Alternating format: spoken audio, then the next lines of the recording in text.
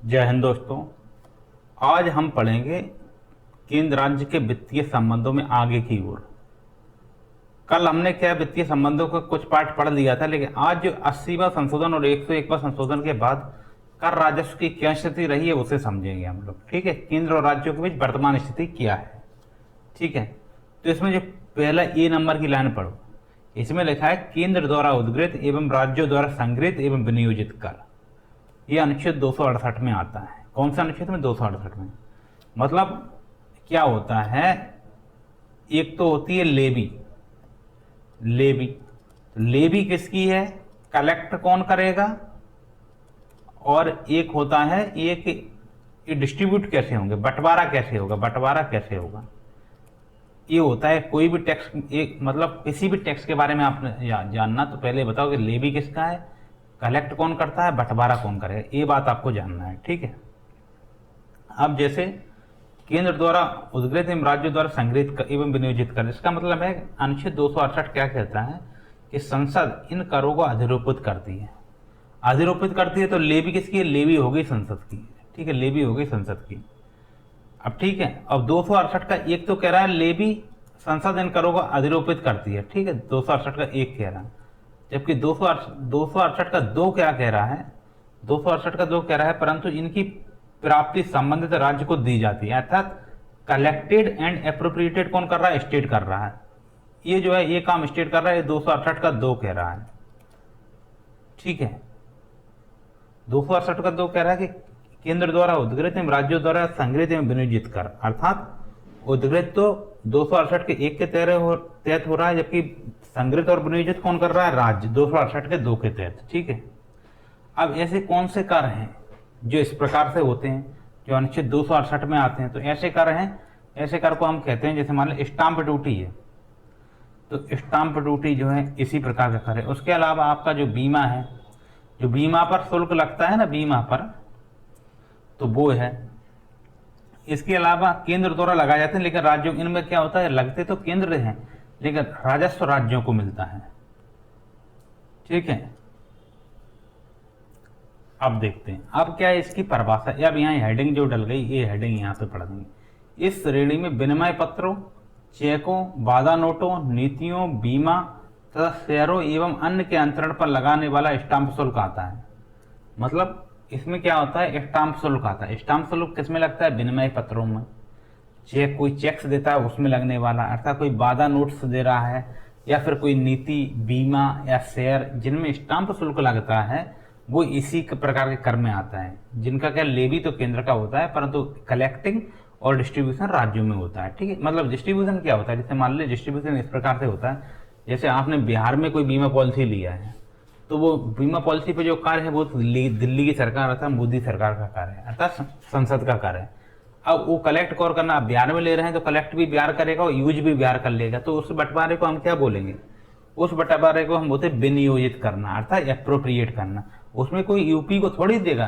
अगर बिहार का कार्य है तो वो केंद्र सरकार और बिहार सरकार का मामला, उसमें उत्तर प्रदेश सरकार का कोई मामला नहीं है, तो उसमें बंटवारा नहीं होगा, उसमें विनियोजन होगा, जिसे बोलते हैं अप्रोप्रिएट करना। ठीक है, अब इसमें क्या होता है, ये सब जो होता है ना, जितना मैंने स्टाम्प शुल्क वाला बात बताया है आपको, ये स्टाम्प शुल्क वाला जो बात होता है, ये संघ सूची की जो यूनियन लिस्ट की एंट्री नंबर 91 है, 91 क्या है? एंट्री है, 91 एंट्री है, उसके तहत ये कर लगता है। ठीक है, अब इसमें और क्या है, अनुच्छेद 268 के तहत इनका संग्रहण राज्य करता है, 268 के दो के तहत। ठीक है, अब इसका उदाहरण के रूप में कहें तो इंश्योरेंस पॉलिसी स्टाम्प ड्यूटी। ठीक है, जो ऐसे इंश्योरेंस पॉलिसी पर लगने वाला स्टाम्प ड्यूटी है वो इसी में आता है। ठीक है, और इसे कौन लगाएगा इंश्योरेंस पे? तो इरडाई एक्ट है 1900, इसका इरडाई एक्ट है, तो उसी के तहत ये सब चीज़ें लगती हैं। प्रीमियम पॉलिसियों पर मतलब प्रीमियम पॉलिसी भी होता है, जब भी आप बीमा लेना तो उससे कहेगा ना इसका प्रीमियम इतना है, तो वही प्रीमियम पर जो कर लगता है वो राज्य सरकारों को मिलता है। ठीक है, और इससे सबसे ज़्यादा कमाई की पता किसकी होती है? इससे चेक से और बिल्स पर, जो चेक पे और बिल पे जो स्टाम्प ड्यूटी लगती है, इस पे सबसे ज़्यादा कमाई होती है दिल्ली और बम्बई की। आप कहोगे भाई इनकी क्यों होती है? दिल्ली अर्थात दिल्ली की सरकार की, बम्बई अर्थात महाराष्ट्र सरकार की कमाई सबसे ज़्यादा होती है, क्योंकि ये दोनों हमारे देश के सबसे बड़े महानगर हैं, दिल्ली और मुंबई। ठीक है, तो इस अनुच्छेद से हम क्या निकालेंगे, इस अनुच्छेद से एक बात निकालेंगे कि अनुच्छेद जो है कानून केंद्र का रहेगा। इस अनुच्छेद में क्या होगा, कानून तो केंद्र का रहेगा जबकि राजस्व राज्य को मिलेगा। ठीक है, कानून किसका है, कानून मतलब लेवी किसकी है, केंद्र की है, राजस्व किसको मिलेगा, राज्य को मिलेगा। ठीक है, अब आते हैं इस पे आगे, इसे अब देखते हैं। अब ऐसे कर हैं तो ये क्या कह रहा है, किसी राज्य से उगाई गई इन शुल्कों की प्राप्तियां भारत की समेकित निधि का भाग नहीं होती बल्कि उस राज्य की समेकित निधि का भाग होती हैं। अर्थात समेकित निधि को हम लोग इंग्लिश में बोलते हैं कंसोलिडेटेड फंड ऑफ इंडिया। ठीक है, अब एक बात बताइए, कोई स्टाम्प ड्यूटी आपने बीमा लिया बिहार में, तो ये कानून किसका लगेगा, उसमें लेवी किसकी लगेगी, लेवी होगी संघ सरकार की। लेकिन कलेक्ट कौन करेगा, बिहार में बीमा ले रहे हैं तो अब दिल्ली की सरकार तो लेने नहीं आ रही, बिहार की सरकार ने यहाँ से ले लिया तो कलेक्ट बिहार ने किया और उसका यूज भी बिहार ही कर लेगा, विनियोजित भी बिहार ही कर लेगा। तो क्या है, अब वो भारत की संचित निधि में क्यों जाएगा, वो भारत की संचित निधि में तो नहीं जाएगा, उसी राज्य की संचित निधि में जाएगा। तो सिंपल बात है, इसमें ये कोई बड़ी बात नहीं है। बस बड़ी बात इतना है कि अगर कोई पूछे कौन से आर्टिकल के तहत ऐसा होता है, तो अनुच्छेद 268 का 2 आप पढ़ना, 268 का 2। ठीक है, तो 268 का 2 क्या कह रहा है, ऐसे कर कंसोलिडेटेड फंड ऑफ इंडिया में नहीं जाते बल्कि स्टेट की कंसोलिडेटेड फंड में ही रखे जाते हैं। मान लो कोई बीमा पॉलिसी दिल्ली में बेची जाती है तो उसका स्टाम्प शुल्क दिल्ली के सरकार के को ही जाएगा, केंद्र सरकार के पास नहीं जाएगा। सिंपल बात है। मतलब 268 जो है राज्यों के राजस्व की स्वायत्ता का प्रतीक है, मतलब राज्यों के पास राजस्व की स्वायत्ता है, राज्यों की राजस्व की ऑटोनोमी है। यहाँ केंद्र केवल विधायी भूमिका में रहता है, केंद्र क्या है, विधायी भूमिका में, लेवी में रहता है। इसका ऐसा केंद्र क्यों करता है भाई कि स्टाम्प शुल्क जो आ रहा है वो कानून तो केंद्र का है, इकट्ठा बिहार कर रहा है, यूज भी बिहार कर रहा है, तो कानून केंद्र को बनाने की जरूरत क्या पड़ गई, बताइए आप मुझे। चलो बताइए, इतनी सी बात मुझे बता दीजिए कि बिहार में मैं बीमा पॉलिसी ले रहा हूँ तो वो कानून, उस पर मैं जो टैक्स दूंगा, मान लो मैंने 1 लाख का बीमा पॉलिसी लिया, उस पर टैक्स बना 10,000 रुपये मान लीजिए। ठीक है, वो 10,000 रुपये हमने बिहार की नीतीश सरकार को दे दिया, लेकिन वो 10,000 रुपये बना है ये मोदी जी ने तय किया है। तो मोदी जी ये तय क्यों कर रहे हैं, नीतीश कुमार तय क्यों नहीं कर रहे, जबकि यूज भी वही कर रहे हैं और इकट्ठा भी कलेक्ट, मतलब ले भी वही रहे हैं और वो अपने खर्चे में उसका यूज भी कर ले रहे हैं। बताइए, वो इसलिए नहीं होता है। देखो ऐसे कर क्यों बनाए गए, मान लीजिए मैं बिहार में बीमा पॉलिसी ले रहा हूँ 1 लाख की, तो वहाँ तो लग रहा है 10,000 रुपये, भाई यूपी में लूंगा तो वहाँ 5,000 रुपये कर लेगा, फिर मैं बिहार में बीमा पॉलिसी लेने क्यों आऊँगा, नहीं तो यूपी में जाके बीमा पॉलिसी लूंगा। समझ गए, इसलिए पूरे देश में एक यूनिफॉर्मिटी बनी रहे, अर्थात एक रूपता बनी रहे, उसी एक रूपता को बनाए रखने के लिए ऐसे इस प्रकार से उपाय किए जाते हैं कि बिहार ऐसा ना हो बंगाल में लग रहा है 5,000 रुपये, बिहार में 10,000 रुपये लग रहा है तो कोई भी बिहार में नहीं लेगा। ठीक है, ठीक है, एक रूपता बनाए रखने के लिए केंद्र सरकार कानून बनाती है। उम्मीद है आपको समझ में आया होगा। अब आते हैं, अब चलते हैं बी नंबर के पॉइंट में। ठीक हो, इसके आर्टिकल जरूर याद रखना, 268(1) और 268(2). ठीक है, 268।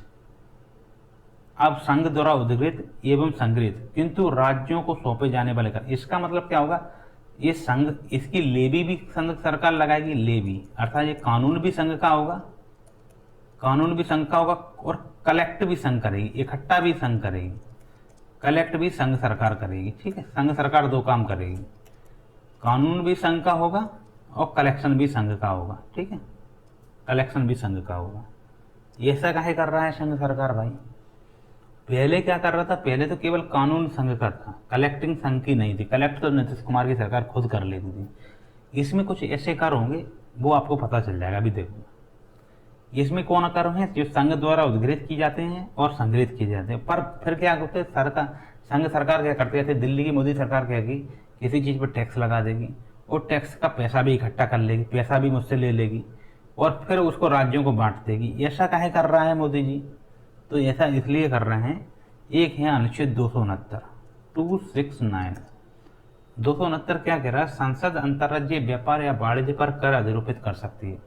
मतलब ये समझो, बिहार का कोई सामान गुजरात गया या गुजरात का कोई सामान बिहार आया, गुजरात का कपड़ा बिहार आया है, तो संसद क्या करेगी, अंतर्राज्यीय व्यापार या वाणिज्य पर कर अधिरोपित कर सकती है। इन करों का संग्रह केंद्र करता है परंतु संबंधित राज्य को सौंप दिया जाता है। मतलब जब हमारा जीएसटी नहीं लगा था, उससे पहले कौन सा कर लगता था? उससे पहले सीएसटी लगता था, सेंट्रल सेल्स टैक्स लगता था। केंद्र ने कानून बनाया था, वो केंद्र ही पैसा संग्रहण कर रहा था, फिर वो राज्य को बांट देता था। ठीक है, मतलब ये संघीय साझेदारी का व्यवहारिक मॉडल है, इस तरीके से आप समझते हैं। जैसे मान लो गुजरात का कोई कपड़ा है, बिहार में आया है, तो उस पर जो टैक्स लगाएगा, तो कौन टैक्स लगाएगा? गुजरात का कपड़ा बिहार में आ रहा है, उस पर बिहार सरकार टैक्स लगाएगी कि गुजरात सरकार टैक्स लगाएगी? अगर इनमें से एक भी सरकार टैक्स लगाएगी तो अगले दिन गुजरात का मुख्यमंत्री और बिहार का मुख्यमंत्री लाठी लेकर यूपी में पहुंच के लड़ेगा। ठीक है, क्योंकि पैसा बाप बड़ा ना भैया, सबसे बड़ा होता है रुपया।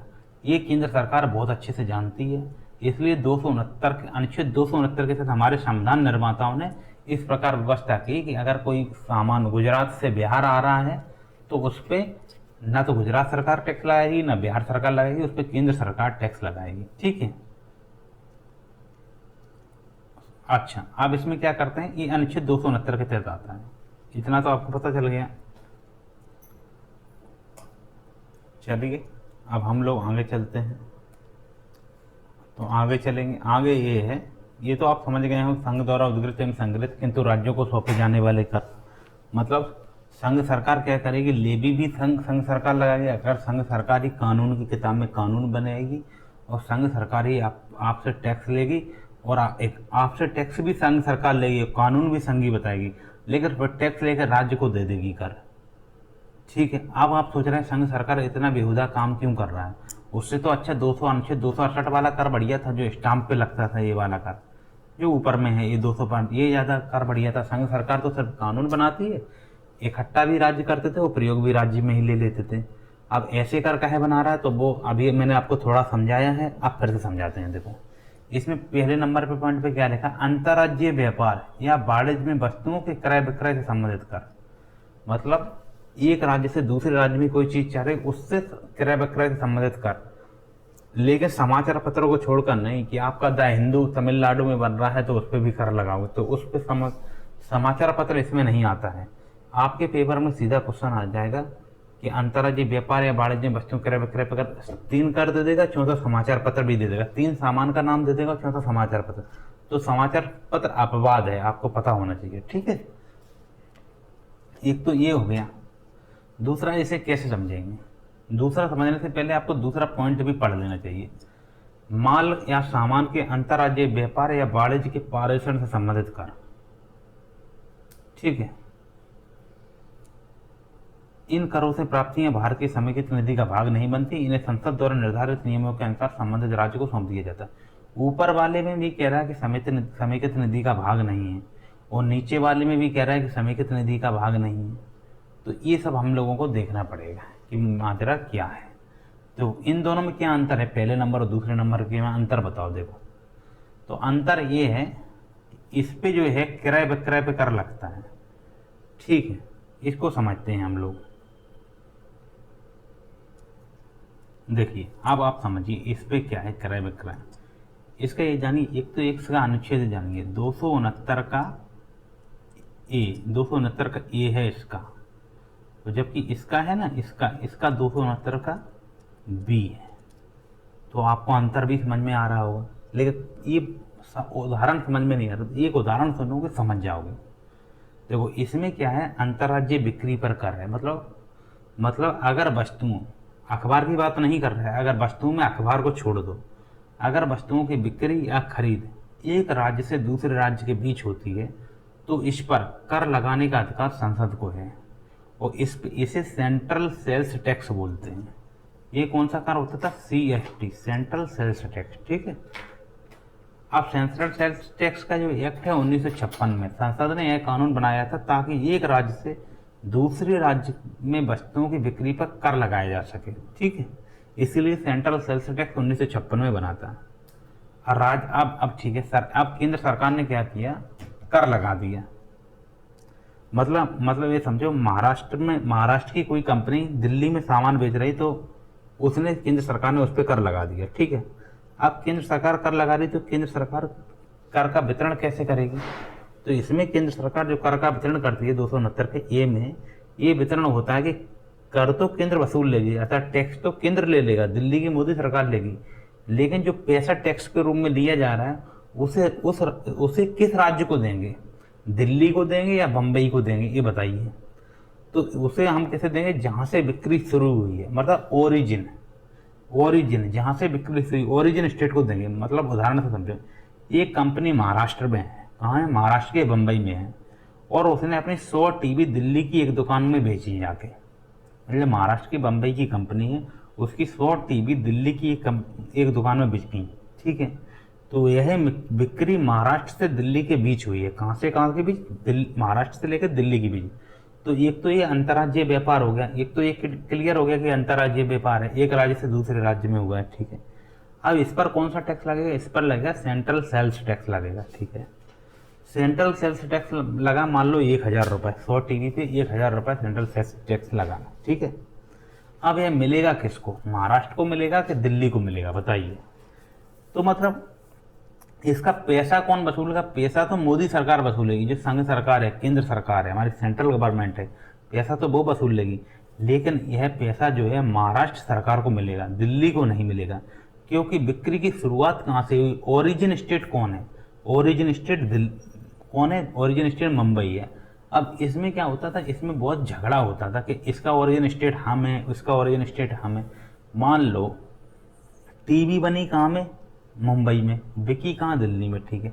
अब टीवी का कोई सामान ऐसा हो बेंगलोर की सिलिकॉन वैली में बनाओ, तो उस पर तो कर्नाटक सरकार भी तो दावा ठोक देगी ना। तो ये बहुत बड़ा विवाद होता था सेंट्रल सेल्स टैक्स के तहत, ठीक है। एक तो ये हो गया। दूसरे में आती है, जो ये दूसरा कह रहा है कि माल या सामान के अंतर्राज्यीय व्यापार या वाणिज्य के पारेषण से संबंधित कर। अंतर्राज्यीय व्यापार और वाणिज्य का हम पारेषण करते हैं, उससे संबंधित कर की बात कर रहे हैं। अब सिंपल से बात करें तो सिंपल से मैं आपको बताता हूँ। इसका मतलब ये हुआ कि माल के पारेषण प्रकार। इसका मतलब है कि अगर माल अंतर्राज्यीय व्यापार के तहत एक ही मालिक की अलग अलग शाखाओं के बीच स्थानांतरित होता है, मतलब कोई किसी भी प्रकार की बिक्री नहीं होती, सिर्फ ट्रांसफर हो रहा है माल का, तो इस पर जो कर लगाया जाएगा वो पहले ये भी CST में ही आता था। मतलब इस पर जो कर लगेगा, जो इस पर कर लगाया जा सकता है, उसे कहते हैं CST, सेंट्रल सेल्स टैक्स में ये भी आता है, ठीक है। और इसके लिए टैक्स लगेगा, वो कंसाइनमेंट ट्रांसफर बोलते हैं। मान लो एक कंपनी है, उसकी फैक्ट्री कहाँ है? फैक्ट्री है गुजरात में, ठीक है। और उसका गोदाम कहाँ है? गोदाम है चंडीगढ़ में, ठीक। फैक्ट्री गुजरात में है, गोदाम उसका चंडीगढ़ में है। अब फैक्ट्री ने क्या कहा? फैक्ट्री ने 100 ट्रैक्टर बनाए और अपने गुजरात वाले फैक्ट्री से पंजाब वाले गोदाम में भेज दिए। गोदाम में भेजे हैं, लेकिन उसने बेचे नहीं, सिर्फ अपनी शाखा के लिए उसने स्टॉक के रूप में 100 ट्रैक्टर को भेजा है। इसका मतलब है यह क्या हुआ? यह कंसाइनमेंट ट्रांसफर हुआ। क्या ट्रांसफर हुआ? कंसाइनमेंट ट्रांसफर हुआ, अर्थात पारेषण बोलते हैं इसे, ठीक है। इसे अंतर्राज्यीय पारेषण जो है ना, GST नहीं आया था उससे, अब तो GST आ गया, अभी GST से पहले की बात कर रहे हैं। जब GST नहीं आया था तो ऐसे ट्रांसफर पर जो गुजरात की फैक्ट्री से पंजाब के गोदाम में जा रहे हैं, इन पर राज्य क्या लगाता था? कंसाइनमेंट टैक्स लगाता था। और यह कंसाइनमेंट टैक्स था सेंट्रल सेल्स टैक्स का ही हिस्सा था। ये कंसाइनमेंट टैक्स CST का हिस्सा था। Consignment tax, CONSIGN, consignment, MENT, consignment tax, ठीक है। कंसाइनमेंट टैक्स किसका हिस्सा था? CST का ही हिस्सा था, ठीक है। अब इतना आप समझ गए। अब जब से GST लगा है तो अब क्या हो गया? अब ये CST और कंसाइनमेंट टैक्स हो गए समाप्त। अब ये हो गए, ये समाप्त हो गए, ये हो गए समाप्त, ठीक है। ये समाप्त हो गए और इनकी जगह आ गए इंटीग्रेटेड GST, अर्थात IGST आ गया है, ठीक है। IGST क्या होता है? IGST ये होता है, इसे केंद्र वसूल लेता है और फिर राज्य और केंद्र के बीच में साझा हो जाता है। IGST में ये नहीं होता कि उसी राज्य को पूरा का पूरा टैक्स मिल जाएगा, नहीं भाई, इसमें साझा होता है, टैक्स बांटा जाता है, ठीक है। 69 के बन के में क्या हो रहा था? अंतर्राज्यीय बिक्री पर कर, जबकि 269 के बन के बी में क्या हो रहा है? अंतर्राज्यीय माल के पारेषण पर कर, ठीक है। इसमें क्या था? कौन सा टैक्स लगता था? सेंट्रल सेल्स टैक्स लगता था, ठीक है। और इसमें भी वही लग रहा है, लेकिन अब ये समाप्त हो गया, इतना आपको पता होना चाहिए। अब इतना तो आप लोगों को समझ में आ गया है 269 का ए क्या है, 269 का बी क्या। इसके अलावा अब हम ये देखते हैं और चीज़ें समझते हैं। और चीज़ें समझने के क्रम में हम लोग ये देखेंगे इन करों से जो प्राप्तियां हैं, तो ये जो प्राप्तियां हैं ये भारत की समेकित निधि का भाग नहीं है। ऊपर वाली भी समेकित निधि का भाग नहीं थी, मतलब केंद्र सरकार अपने पास तो रख नहीं रही, ऊपर वाले में डायरेक्ट राज्य सरकार ले लेती थी, इसमें राज्य सरकार लेती तो है पर अपने खाते में नहीं डाल के जिसका पैसा है उसी को दे देती है। ठीक, भाग नहीं। इन्हें संसद द्वारा निर्धारित नियमों के अनुसार संबंधित राज्य को सौंप दिया जाता है। मतलब जो संसद नियम निर्धारित करती है कि जैसे ओरिजिन की बेस्ट पे देगी या फिर जैसा आप जीएसटी के बेस्ट पे देती है, तो क्या करता है, संबंधित राज्य को सौंप दिया जाता है। तो इसे देख लेते हैं। अब मैं क्या करता हूँ, इस चीज़ को आपको समझा देता हूँ।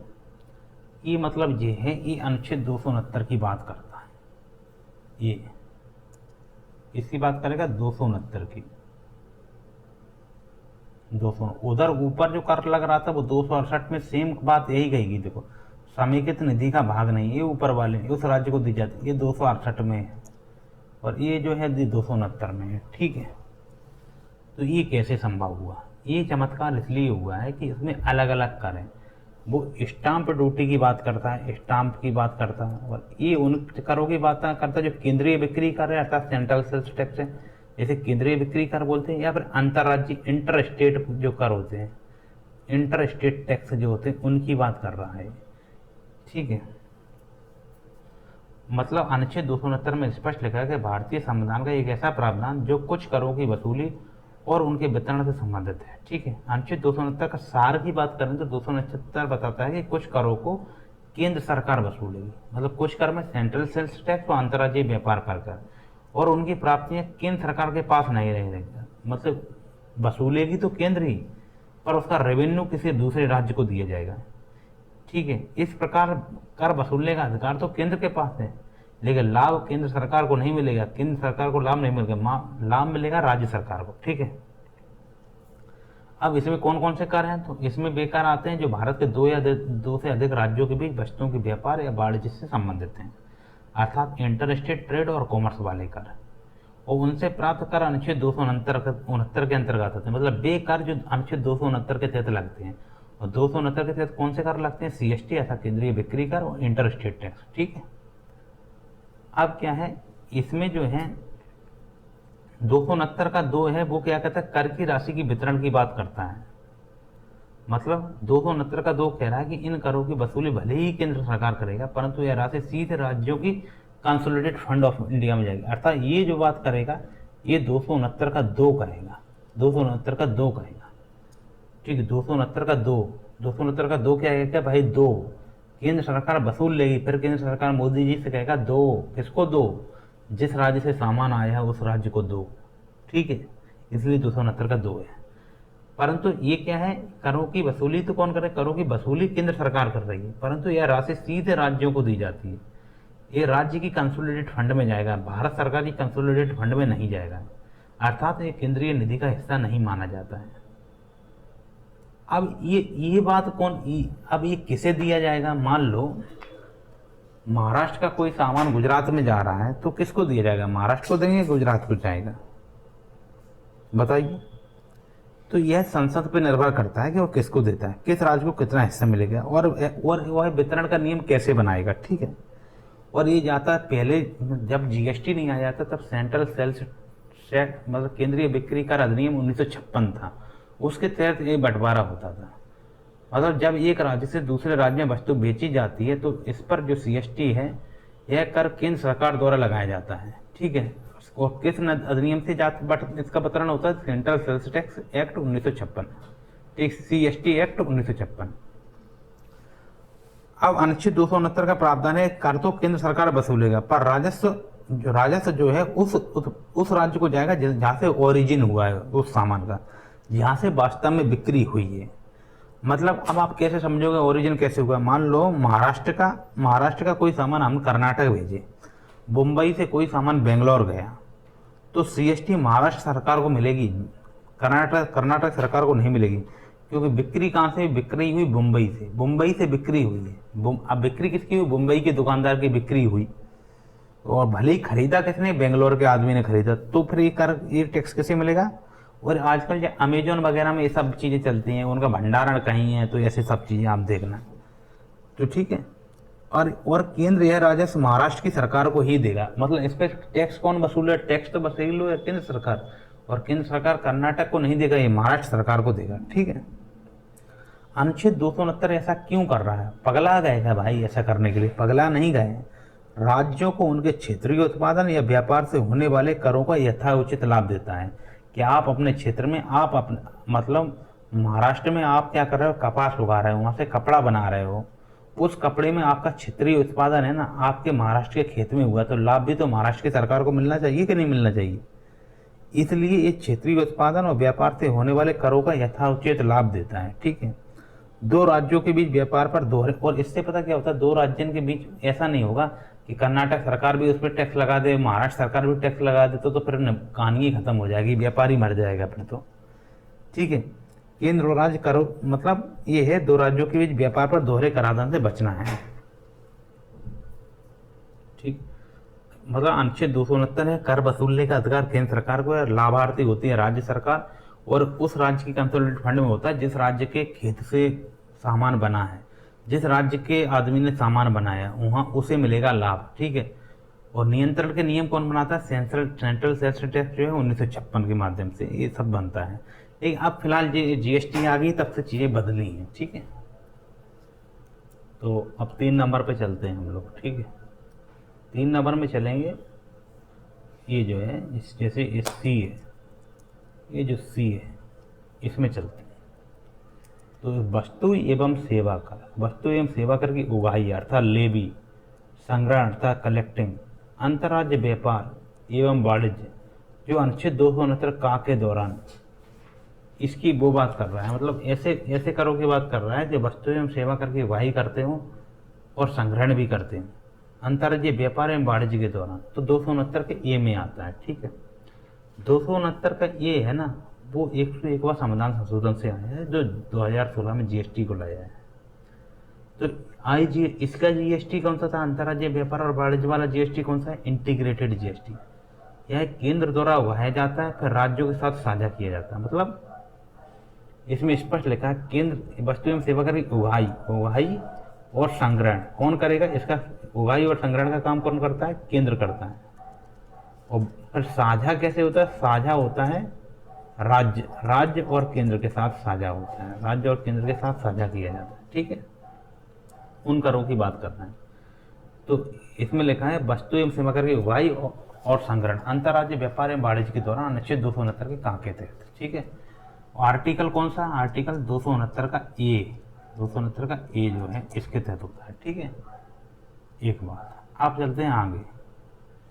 ये कह रहा अंतर्राज्य व्यापार या वाणिज्य के दौरान हुई आपूर्ति पर वस्तु एवं सेवा कर की उगाही और संग्रहण केंद्र द्वारा किया जाता है। ये कह रहा है ये सब जो है उगाही और संग्रहण केंद्र करता है। उगाही, ये तो उगाही हो गया, ये संग्रहण होगा। ये कौन करता है? उगाही और संग्रहण केंद्र करता है। ठीक है। ये बात हुई। तो केंद्र भाई, केंद्र कैसे कर लेगा? केंद्र करता है इसी 269 ए के आर्टिकल के माध्यम से करता है। ठीक है। मतलब दिल्ली की सरकार, दिल्ली से कोई चीज़ महाराष्ट्र में जा रही है तो उस पर जो आईजीएसटी है कौन वसूलेगा? दिल्ली से कोई सामान महाराष्ट्र में जा रहा है तो उस पर आईजीएसटी वसूलेगा केंद्र सरकार, दिल्ली की सरकार।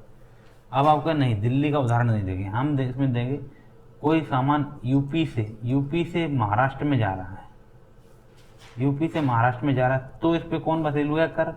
इस पर वसूलेगी केंद्र सरकार अर्थात मोदी सरकार। ठीक है। मोदी सरकार इस पर क्या वसूलेगी? कर वसूलेगी। तो उस कर का नाम क्या है जो मोदी सरकार वसूलेगी? मोदी सरकार वसूलेगी आईजीएसटी। उस कर का नाम है आईजीएसटी। ठीक है। आईजीएसटी वसूलेगी। और फिर ये आईजीएसटी का क्या करेगा? फिर ये आईजीएसटी को राज्यों के बीच बांट देगा। इसका मतलब केंद्र क्या है? केंद्र कलेक्टर तो है पर ओनर नहीं है, अर्थात राज्य का हिस्सा देना केंद्र का संवैधानिक दायित्व है। केंद्र राज्य का पैसा अपनी जेब में नहीं डाल सकता। ठीक है। यही बात हो गई। लेकिन यह कर केंद्र और राज्यों के बीच उसी प्रकार बांट दिया जाता है जैसा कि जीएसटी काउंसिल की अनुशंसाओं पर संसद द्वारा निर्धारित करती है। मतलब यह कर कौन कौन के बीच बांटा जाता है? केंद्र और राज्यों के बीच बांटा जाता है। कैसे बांटा जाता है? केंद्र और राज्यों के बीच कैसे बांटा जाता है? केंद्र और राज्यों के बीच वैसे ही बांटा जाएगा जैसे केंद्र, ये तो केंद्र है और राज्यों के बीच कैसे बांटा जाएगा, जैसे जीएसटी काउंसिल करेगी, जैसे जीएसटी काउंसिल निर्धारित करेगी, ठीक है। अब ये जीएसटी काउंसिल के पास ये शक्ति कहाँ से आ गई कि जीएसटी काउंसिल निर्धारित करेगा, तो उसको शक्ति मिलती है 269 के ए के माध्यम से ही। और ये अनुच्छेद विशेषता अगर 269 के ए में जाए तो 269 के ए का 2 आर्टिकल है।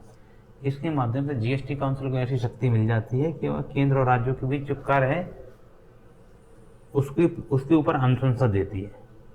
केंद्र और राज्यों के बीच उसी प्रकार बांटा जाएगा जैसे जीएसटी काउंसिल की अनुशंसा हो। तो ऐसी अनुशंसा 269 के ए के 2 के माध्यम से कौन देगा, जीएसटी काउंसिल देगी, ठीक है।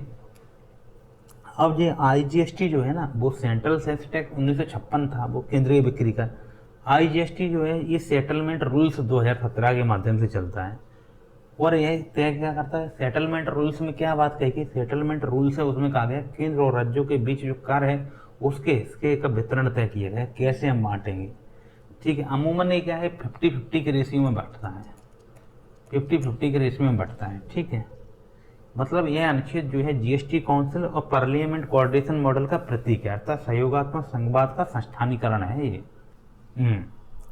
अब देखिए ऐसा है कि अंतर्राज्यीय व्यापार या वाणिज्य के दौरान जो आपूर्ति होती है उस पर वस्तु एवं सेवा कर को हम जीएसटी बोलते हैं, उसका उगाही और संग्रहण, मतलब उस पर जो कानून लगेगा और उसको जो वस्तु एवं सेवा कर को इकट्ठा करेगा, कौन करेगा, केंद्र सरकार करेगा, ठीक है। इसका मतलब ये हुआ, यही है वस्तु एवं सेवा कर की उगाही और संग्रहण। और इन्हीं से संबंधित क्या होता है,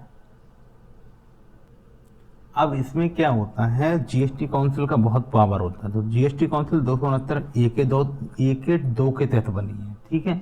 और 2 के तहत बनी है तो वो दोनों में 50-50% बांट देता है, केंद्र में और राज्यों में। जो टैक्स, मान लो बिहार का, मतलब गुजरात का कोई सामान है, बिहार आया है, बिहार में खरीदा गया, गुजरात में बेचा गया था वो सामान, तो उस पर सरकार, मतलब गुजरात में कोई कपड़ा बना, वो बिहार में आके बिका वो कपड़ा, ठीक है। तो उस पर जीएसटी लगा, मान लो 18% लगा, मान लो 18% लगा, तो 10,000 का कपड़ा था, 1800 पर जीएसटी मिला, तो बिहार का जो लड़का खरीदे वो 11,800 रुपये पे करेगा। तो जो 1800 रुपये जीएसटी होगा वो केंद्र और गुजरात की सरकार के बीच 900 रुपये में बट जाएगा, ठीक है। केंद्र सरकार उसमें से 900 ले लेगी, 900 गुजरात सरकार को दे देगी। ये 900 रुपये केंद्र सरकार ने क्यों ले लिया, ताकि वो उन राज्यों को फायदा पहुंचा सके जो गरीब हैं, या जहाँ कोई फैक्ट्री नहीं बनाया, फिर जहाँ से कोई सामान नहीं बेचा जाता है, ठीक है। इसलिए ऐसा जीएसटी में किया गया है। और फिर आपने सुना होगा कंपनसेशन वगैरह है, वो इसी के लिए कंपनसेशन दिया जाता था। मतलब उन राज्यों को तो ये घाटा हो रहा था ना, पहले पूरा 100% कर उन्हीं राज्यों को मिल जाता था। मान लो पहले 100% गुजरात को देता, अब क्या होगा, 85% दे रहा है गुजरात को, ठीक है। ये हुआ आईजीएसटी एक्ट 2017 के माध्यम से। इससे पता क्या होगा, इसलिए पार्लियामेंट ने प्लेस ऑफ सप्लाई के नियम तय कर दिए। मतलब जो प्लेस ऑफ सप्लाई क्या होगा उसके नियम तय कर दिए 269 के ए के 5 के तहत। मतलब इसमें ये लिखा है, पुनः संसद की आपूर्ति स्थान को निर्धारित करने का अधिकार है। इसमें बता देते हैं कहाँ पे लिखा है। तो ये लिखा है, देखिए बता रहा हूँ, ये देखिए ये लिखा है पुनः संसद को, मतलब संसद के हाथ में ही पावर है कि वो आपूर्ति का स्थान निर्धारित करे, लेकिन जो नीति और सिद्धांत निरूपित करने तथा यह सुनिश्चित करने के लिए अधिकृत है कि अंतर्राज्य व्यापार या वाणिज्य में वस्तु अथवा सेवा अथवा दोनों की आपूर्ति कब होगी। मतलब संसद को आपूर्ति का स्थान, नीति और सिद्धांत निरूपित करने का अधिकार है। साथ ही यह निश्चित करने का भी अधिकार है संसद को कि वह अंतर्राज्य व्यापार और वाणिज्य में वस्तु अथवा सेवा, गुड्स एंड सर्विस की अथवा दोनों की आपूर्ति कब होगी, एक बता सकता है, ठीक है। तो ये सब शक्तियाँ जो है ना, इतनी संसद को किस आर्टिकल से मिली हैं, संसद को ये शक्तियाँ किसने दी? संसद को ये शक्तियाँ दी हैं 269 के ए के 5 ने, 269 के ए के 5 ने ऐसी शक्ति दी है संसद को कि वो ऐसा कुछ कर सकती है, ठीक है। अब जैसे आईजीएसटी एक्ट है 2017, उसमें क्या है, सेक्शन 10 से लेकर सेक्शन 13 तक पार्लियामेंट ने प्लेस ऑफ सप्लाई के नियम तय किए, जिससे यह स्पष्ट हो जाता है कि कौन सा लेन देन इंटर स्टेट है और कौन सा लेन देन इंट्रा स्टेट है, ठीक है। इंटर स्टेट और इंट्रा स्टेट में अंतर होता है, ठीक है। मतलब इसका मतलब ये हुआ है कि राज्यों के बीच विवाद किस बात पे होता था कि सप्लाई कहाँ हुई, उसको लेके विवाद होता था। मतलब कोई टीवी बन रहा है, टीवी बन रहा है आपके बेंगलोर में, मतलब मुंबई में, उसका सामान आ रहा है बेंगलोर से और फिर वो बेचा जा रहा है दिल्ली में। तो फिर ये रहता है, तब वो ओरिजिन कहाँ है, तो उस ओरिजिन के लेकर विवाद होता था। इसके लिए ये सब किया गया है। ठीक, मतलब राज्यों के बीच विवाद, जैसे सप्लाई कहाँ पर हुई उसके लिए जो विवाद था वो समाप्त हो गया। अब निर्णय का अंतिम अधिकार किसके पास है? निर्णय का अंतिम अधिकार जीएसटी के तहत संसद के पास है। तो कुछ आर्टिकल आपको मैं बता देता हूँ, तो आप देख लेना। देखिए, ये जो है अनुच्छेद 268, अनुच्छेद 268 यहीं से शुरुआत की थी। ये कहता है केंद्र द्वारा अधिरोपित, केंद्र द्वारा मतलब लेवी होगी केंद्र की, लेवी होगी केंद्र की, और कलेक्टिंग, कलेक्टिंग और विनियोजन, एप्रोप्रिएशन राज्य के पास होगा।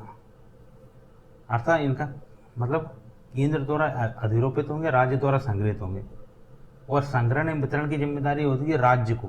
संग्रहण मतलब संग्रहण और वितरण की जिम्मेदारी भी राज्य के पास होगी। पूरा राजस्व किसको मिलेगा? पूरा राज्य को मिलता है। विनियोजित कौन करेंगे? विनियोजित राज्य करेगा उसे। ठीक, मतलब कलेक्ट और विनियोजन का अधिकार कितना किसको है? स्टेट को है। ठीक है, लेवी जरूर तुम्हारी केंद्र की है। ये तो 268 में था। ऐसे कर कौन से? तुम्हारे बीमा पे जो प्रीमियम शुल्क लगता है वो वाला, और जो स्टाम्प शुल्क आते हैं वो इसमें 268 में आते हैं। ठीक है, ठीक है। ये तो जैसे बताया था, बिहार का कोई आदमी है, वो बीमा कोई स्टाम्प शुल्क दे रहा है या बीमा के लिए कोई प्रीमियम ले रहा है, तो उस पर जो टैक्स लगाएगी वो केंद्र सरकार लगाती है, ताकि यूपी में, बिहार में, बंगाल में क्या होता है, ऐसे प्रीमियम या ऐसे स्टाम्प शुल्क में अंतर पैदा ना हो, देश में यूनिफॉर्मिटी बना रहे।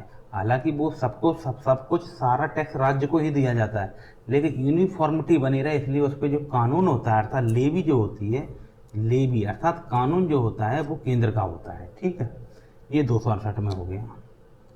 अब हम चलते हैं 269 में। 269, जो 269 है वो करता है वैसे कर जो केंद्र द्वारा अधिरोपित होते हैं, राज्य केंद्र के लेवी, अर्थात कानून किसका होगा? कानून भी केंद्र का होगा, अर्थात लेवी केंद्र की होगी, लेवी भी केंद्र की होगी, और संग्रहित भी केंद्र करेगा, अर्थात कलेक्ट भी केंद्र करेगा, कलेक्ट भी केंद्र करेगा। ठीक है, लेकिन केंद्र क्या करेगा? उसका पूरा का पूरा राज्य को दे देगा, और उस राज्य को देगा जिस राज्य से ओरिजिन निकला है। और ओरिजिन क्या होता है? केंद्र सरकार ऐसा क्यों कर रहा है भाई, कि मान लीजिए कोई टीवी है, 10,000 रुपये की टीवी है, वो दिल्ली में आकर मान लो 11,000 में बेची जाती है, तो 1,000 रुपये का जो टैक्स मिला है उसको सरकार को, वो हो सकता है मुंबई से वो टीवी आई दिल्ली में बिक रही है, 1,000 रुपये महाराष्ट्र सरकार को देगा, लेकिन वहाँ से भी कोई चीज़ कहाँ आई होगी, वो कर्नाटक से मंगाया होगा, बेंगलोर से कोई चिप वगैरह मंगाया होगा, तो बेंगलोर सरकार को भी तो कुछ मिलना चाहिए ना। इसलिए वो केंद्र सरकार क्या करती है, ये सब देखती है कि ओरिजिन कहाँ है, और जिस स्टेट से ओरिजिन हुआ होगा, अर्थात जिस स्टेट का माल होगा उसी स्टेट को टैक्स मिलेगा। ये था 269 में। इसे बोलते थे सेंट्रल सेल्स टैक्स, CST इसे बोलते थे, CST सेंट्रल सेल्स टैक्स। और इसके लिए अधिनियम बनाया था हमने 1956 में, तो सेंट्रल सेल्स टैक्स एक्ट 1956 के माध्यम से ये सब करते। फिलहाल आ गया GST, तो मैं सबसे ऊपर लिख देता हूँ 269 का ए। 269 का ए जो है, ये कह रहा है वे कार्य केंद्र द्वारा अधिरोपित होंगे और संग्रहित भी केंद्र करेंगे, बिल्कुल 269 की तरह ही होंगे। पर केंद्र क्या करते हैं, उसका जो राजस्व होता है ओरिजिन स्टेट को ना देके कि मतलब कुछ पैसा अपने पास रखेगा। मतलब कोई टीवी है मुंबई से दिल्ली आके बिक रही है, उस पर वो 10,000 की टीवी 11,000 में बिक रही है, तो उस पर 1,000 रुपये क्या हो गया? 1,000 रुपये क्या हो गया? 1,000 रुपये उस पर टैक्स मिला। तो उस टैक्स को 500 रुपये दिल्ली की सरकार अपने पास रख लेंगे मोदी जी, 500 रुपये मोदी जी महाराष्ट्र सरकार को दे देंगे।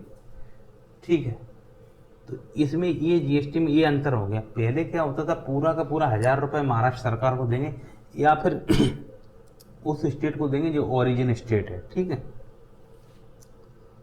मतलब GST, और ये सब मोदी जी कैसे करते हैं? ये सब मोदी जी GST काउंसिल की सिफारिश से करते हैं, और GST काउंसिल का अस्तित्व है 279 के ए से GST काउंसिल का अस्तित्व है। ठीक है, ये जो है। अब इसका मैं क्या करता हूँ, कुछ घटनाक्रम आपको बता देता हूँ, ताकि आपको घटनाक्रम भी पता होना चाहिए। तो अब इसमें कुछ घटनाक्रम देख लेते हैं कब कब क्या हुआ।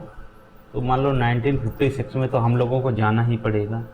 तो 1956 में सीएसटी की बात हो गई, सेंट्रल सेल्स टैक्स एक्ट 1956 में आया था। सीएसटी एक्ट कब आया था? 1956 में। इसको आर्टिकल कौन सा माना जाएगा? इसका आर्टिकल मिलता है 269 के तहत, ठीक है, 269 के तहत।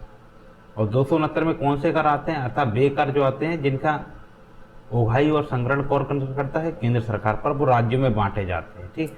वर्तमान में वो आईजीएसटी में आते हैं, मतलब एक राज्य से दूसरे राज्य के बीच जो व्यापार होता है उससे संबंधित कर आते हैं इसमें, ठीक है। ये जो है मतलब अंतर्राज्यीय बिक्री पर केंद्र द्वारा अधिरोपित कर वो आते हैं। अब आते हैं हम 2000 में। 2000 में आते हैं। 2000 में क्या हुआ था? 80वां संशोधन आया था। 80वां संशोधन आया था, 18 अमेंडमेंट आया था। कब आया था? 2000 में, ठीक है। इसके तहत हमने क्या किया? अनुच्छेद 272 को हटाया था, 272 को हटा दिया था, 272 को हटा दिया था। 272 को हटा के कुछ जो 272 के कर थे वो हमने क्या कर दिए थे? 270 में डाल दिए थे, ठीक है। तो 272 के कर कहाँ चले गए? इसे हटा के हमने 270 में डाल दिए, 270 में डाल दिए थे, ठीक है। एक ये हो गया। अब हम आते हैं 2017 में। ये तो सभी जान रहे हैं, जीएसटी वाला जो है, इसमें आईजीएसटी एक्ट पारित हुआ था। इससे संबंधित आईजीएसटी एक्ट आया था, ठीक है। इसमें क्या हुआ? 269 का ए जोड़ा गया, 269 का ए जोड़ा गया, ठीक है। ये क्या कह रहा है? अंतर्राज्यीय लेन देन पर जीएसटी लागू होगा, मतलब अंतर्राज्यीय लेन देन जो होगा उस पर क्या होगा? जीएसटी लागू होगा, ठीक है, अंतर्राज्यीय लेन देन पे। अर्थात सीएसटी के स्थान पे क्या आया? सीएसटी के स्थान पे जीएसटी आ गया, ठीक है। जो 1956 का सीएसटी के स्थान पे क्या आ गया? जीएसटी आ गया 2017 में। और 2020 में आईजीएसटी सेटलमेंट को लेकर जो विवाद हुआ था, और ये आता है 269 के ए के दो, मतलब केंद्र और राज्य के हिस्सेदारी देने में जो देरी हुई थी, जो 269 के जो हिस्सेदारी है वो किस आर्टिकल से देते हैं? तो जैसे हमने बताया था कि इसमें से केंद्र क्या करेगा? उसमें हिस्सा बांट देगा 50-50%, बताया था ना आपको 269 के ए के 2 में। तो उसमें क्या हुआ? जब क्या हुआ, कोविड-19 आ गया तो केंद्र ने क्या हुआ था? समय पर हिस्सेदारी नहीं दे पाया था। किसको? राज्यों को नहीं दे पाया था, क्योंकि उसको बहुत ज़रूरत थी केंद्र को। तो उसको लेके विवाद हुआ था 269 के ए के 2 के तहत, ठीक है। और इसमें क्या है? केंद्र राज्य की हिस्सेदारी में देरी हुई थी, तो आईजीएसटी सेटलमेंट को लेकर विवाद हुआ था। ये हुआ था 2020 में, जब कोविड-19 चल रहा था तब। फिर आते हैं 2021 की बात करते तो प्लेस ऑफ सप्लाई को लेकर विवाद हुआ, मतलब ओरिजिन का, सप्लाई का स्थान कैसे होगा। तो फिर इसके लिए फिर ये बना 269 का ए का 5 कि ये सब संसद तय करेगी ये कैसे होगा। 269 का ए का 5 मतलब संसद द्वारा नए नियम अधिसूचित किए जा सकते हैं। इसके तहत पावर किसको दी गई? संसद को दी गई। एक तो ये हो गए। अब इन्हें कैसे याद रखेंगे? 268 को ऐसे याद रखो कि इसका यूनियन जो संघ सरकार क्या होती है? लेवीज संघ सरकार की है, जबकि स्टेट सरकार क्या करेगी?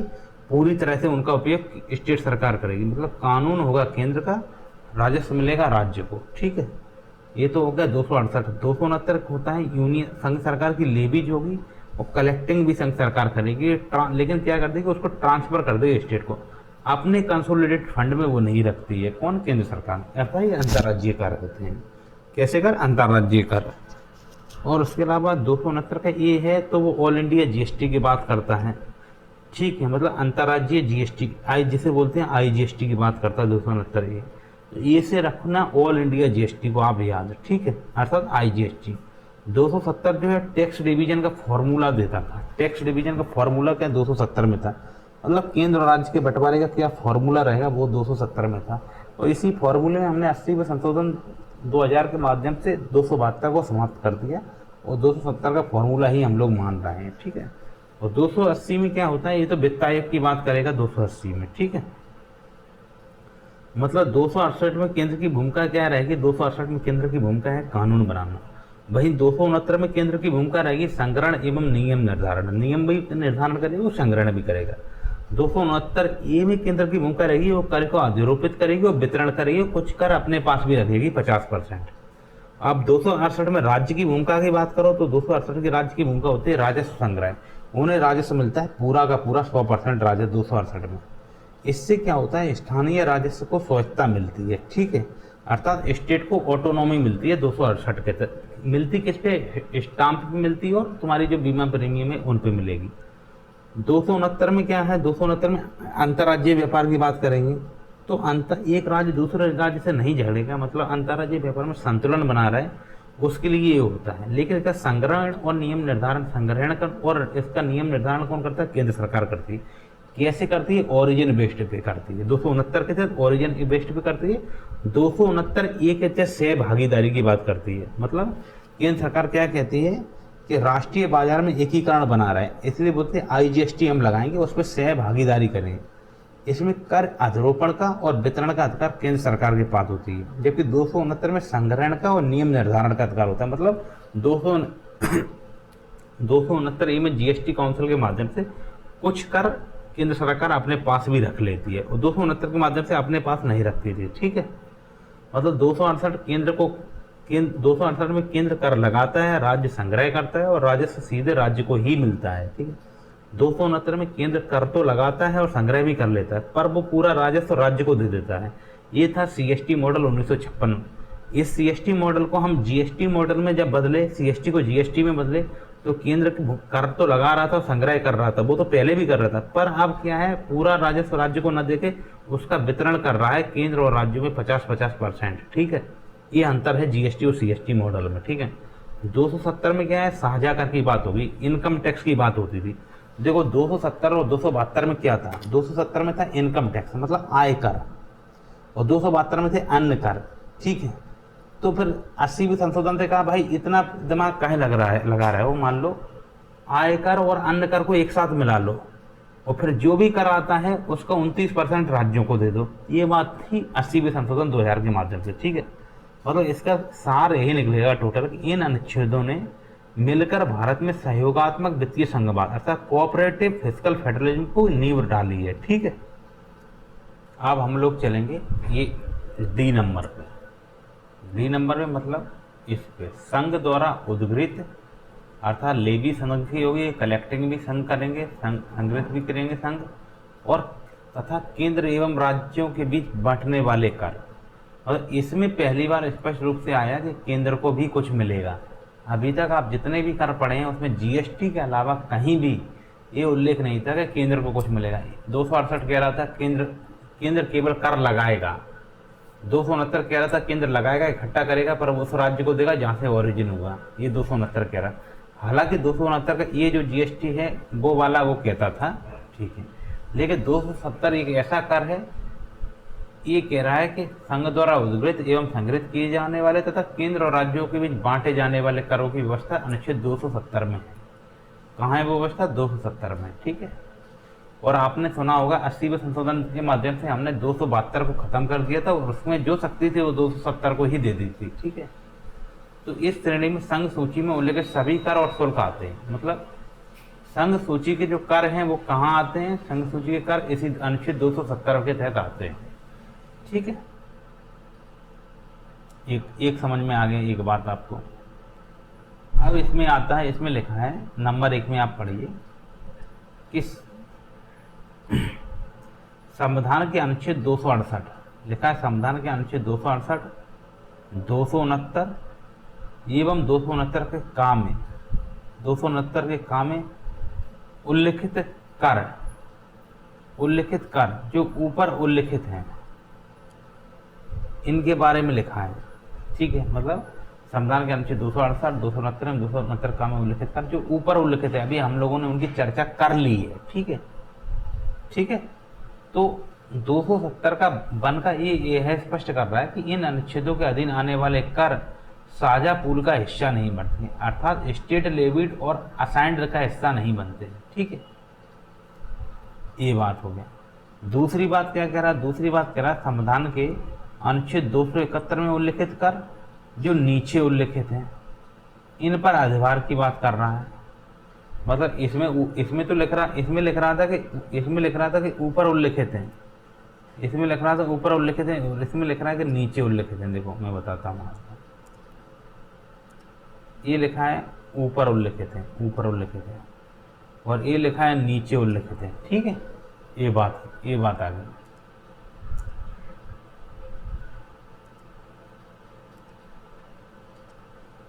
ठीक है, अब तीसरा भी पढ़ देते हैं। तीसरा में लिखा है किसी विशिष्ट प्रयोजन के लिए लगाया गया कोई सेस, तो ये सेस की बात करता है।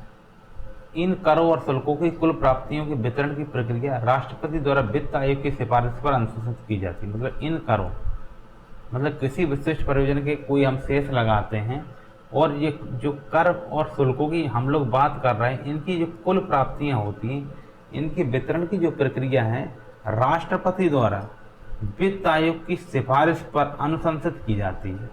इतनी बात है। अब इस बात को हम समझेंगे एक एक लाइन से। ठीक है, अब इसमें एक लाइन दी गई है कि इस श्रेणी में, अब देखो इस तरीके से पढ़ेंगे तो आपको चीज़ क्लियर हो जाएगी। इसमें जो लाइन दी गई, इसमें इस श्रेणी में संघ सूची में उल्लेखित सभी कर, संघ सूची में उल्लेखित सभी कर आते हैं, सभी कर और शुल्क।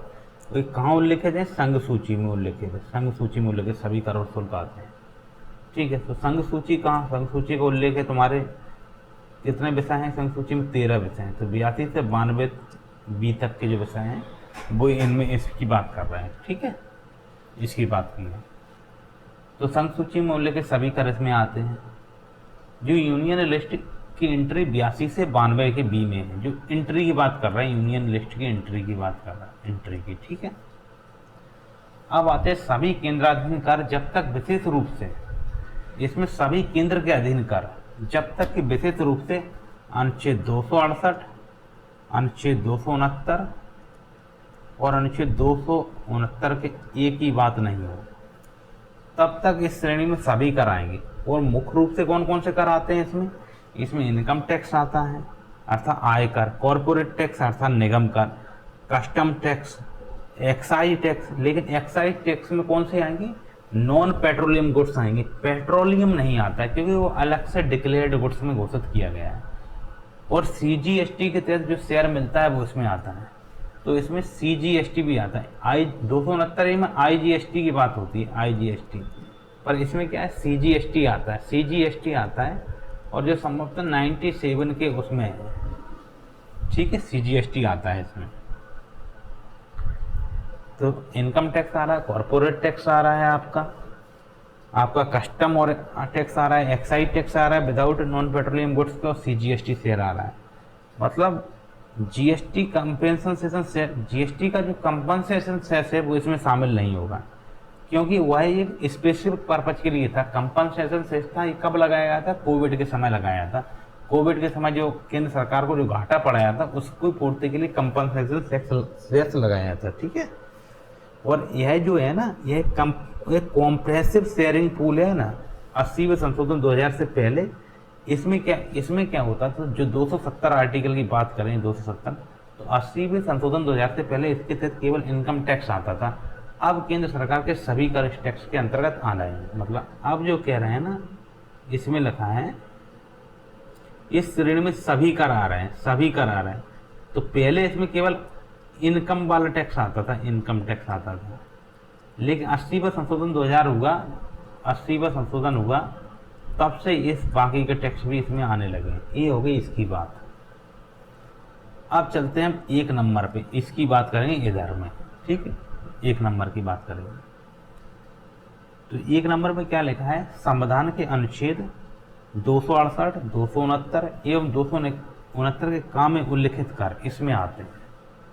ठीक है, उल्लिखित कर। ठीक है, तो अनुच्छेद जो 270 की हम बात कर रहे हैं, अभी जो डी नंबर की ये हेडिंग है, इसमें अनुच्छेद 270 की बात कही हुई। तो 270 का 1 का जो ए है वो क्या स्पष्ट करता है कि इन अनुच्छेदों के अधीन आने वाले कर जो स्टेट लेवीड को असाइंड होते हैं, साझा पूल का हिस्सा नहीं बनते। मतलब ये जो 268, 269, 269 के के अंतर्गत जो कर आते हैं वो साझा पूल का हिस्सा नहीं है। वो स्टाम्प ड्यूटी के माध्यम से राज्य को मिलते हैं, या फिर जीएसटी काउंसिल के माध्यम से 269 के तहत पहले जो सीएसटी, सेंट्रल सेल्स टैक्स 1956 के माध्यम से राज्यों को मिलते हैं, और 269 का हालांकि जीएसटी के माध्यम से वितरण भी होता है, पर ये साझा पूल का हिस्सा नहीं है। अर्थात 270 वाले आर्टिकल का हिस्सा नहीं है, और 270 आर्टिकल कैसा है? साझा पूल का हिस्सा है। ठीक है, समझ गए? जैसे उदाहरण के तौर पे कहें तो 268 क्या है, स्टाम्प ड्यूटी की बात कर रहा है जो राज्यों का है। 269 सीएसटी की बात करता है जो इंटर स्टेट सेल्स टैक्स है, अंतर्राज्यीय बिक्री कर है। 269 क्या है, बिक्री कर है, ठीक है। और 269 का ये है जो आईजीएसटी, जो अलग साझा आधार पर वितरित होता है, मतलब इसके लिए कोई मैकेनिज्म जो है वो अलग से मैकेनिज्म है। जीएसटी काउंसिल वाला जो मैकेनिज्म है वो अलग से है। मतलब 270 का वन का ये है जो सुनिश्चित करता है कि 2 बार बंटवारा नहीं होगा किसी भी कर का, यानी 268 269 वाले कर अलग नियमों से वितरित होते हैं, ठीक है। इनका नियम 270 के नियम नहीं होंगे, ये बात इसमें कही कि नियम इनके नियम अलग हैं, नियम अलग हैं, ठीक है, ये बात होगी। आप चलते हैं हम लोग दूसरे नंबर पे संविधान के अनुच्छेद 271 में। संविधान के अनुच्छेद 271 में उल्लिखित कर नीचे उल्लिखित पर अधिभार, ठीक है। अधिभार अर्थात अधिभार मतलब सरचार्ज की बात कर रहे हैं। अनुच्छेद 271 क्या कह रहा है ये आप जानिए। 271 के संसद को अधिकार है कि वह 269 और 270 के तहत लगने वाले करों पर अधिभार लगा सकता है, अर्थात सरचार्ज लगा सकता है। किन करों पर, जो आर्टिकल 269 के तहत लगता है, और 269 के तहत कौन से कर लगते हैं, जो सेंट्रल सेल्स टैक्स, केंद्रीय बिक्री कर जो होते हैं उन पे, और 270 के तहत जो income tax, corporate tax, excise tax, petroleum goods को छोड़ के वो सभी जो टैक्स हैं वो 270 के तहत है। मतलब 269 और 270 के तहत आने वाले जितने भी कर हैं उन पे अधिभार लगा सकता है। कौन अधिभार लगा सकता है, संसद लगा सकती है, ठीक है, पार्लियामेंट लगा सकती है। ये कौन कह रहा है, ये अनुच्छेद 271 कह रहा है, ठीक है। परंतु राज्यों को उसका कोई हिस्सा नहीं मिलेगा। ऐसा जो सरचार्ज और सेस होगा उसका हिस्सा राज्यों को नहीं मिलेगा, ठीक है। और इनकम टैक्स पे सरचार्ज सरकार कितना लगाती है, 10% से लेकर 37% तक जो सरचार्ज है लगाती है इनकम टैक्स में, और जो केंद्र सरकार को ही मिलता है, ठीक है।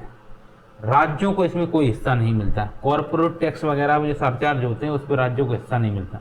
मतलब अनुच्छेद 271 जो है सेंटर का एक्स्ट्रा पॉकेट वाली बात करता है। ये राज्यों से कि राजस्व से अलग बात कर रहा है। मतलब 271 क्या कह रहा है, 271 कह रहा है आप जो भी सरचार्ज और सेस लगाओगे,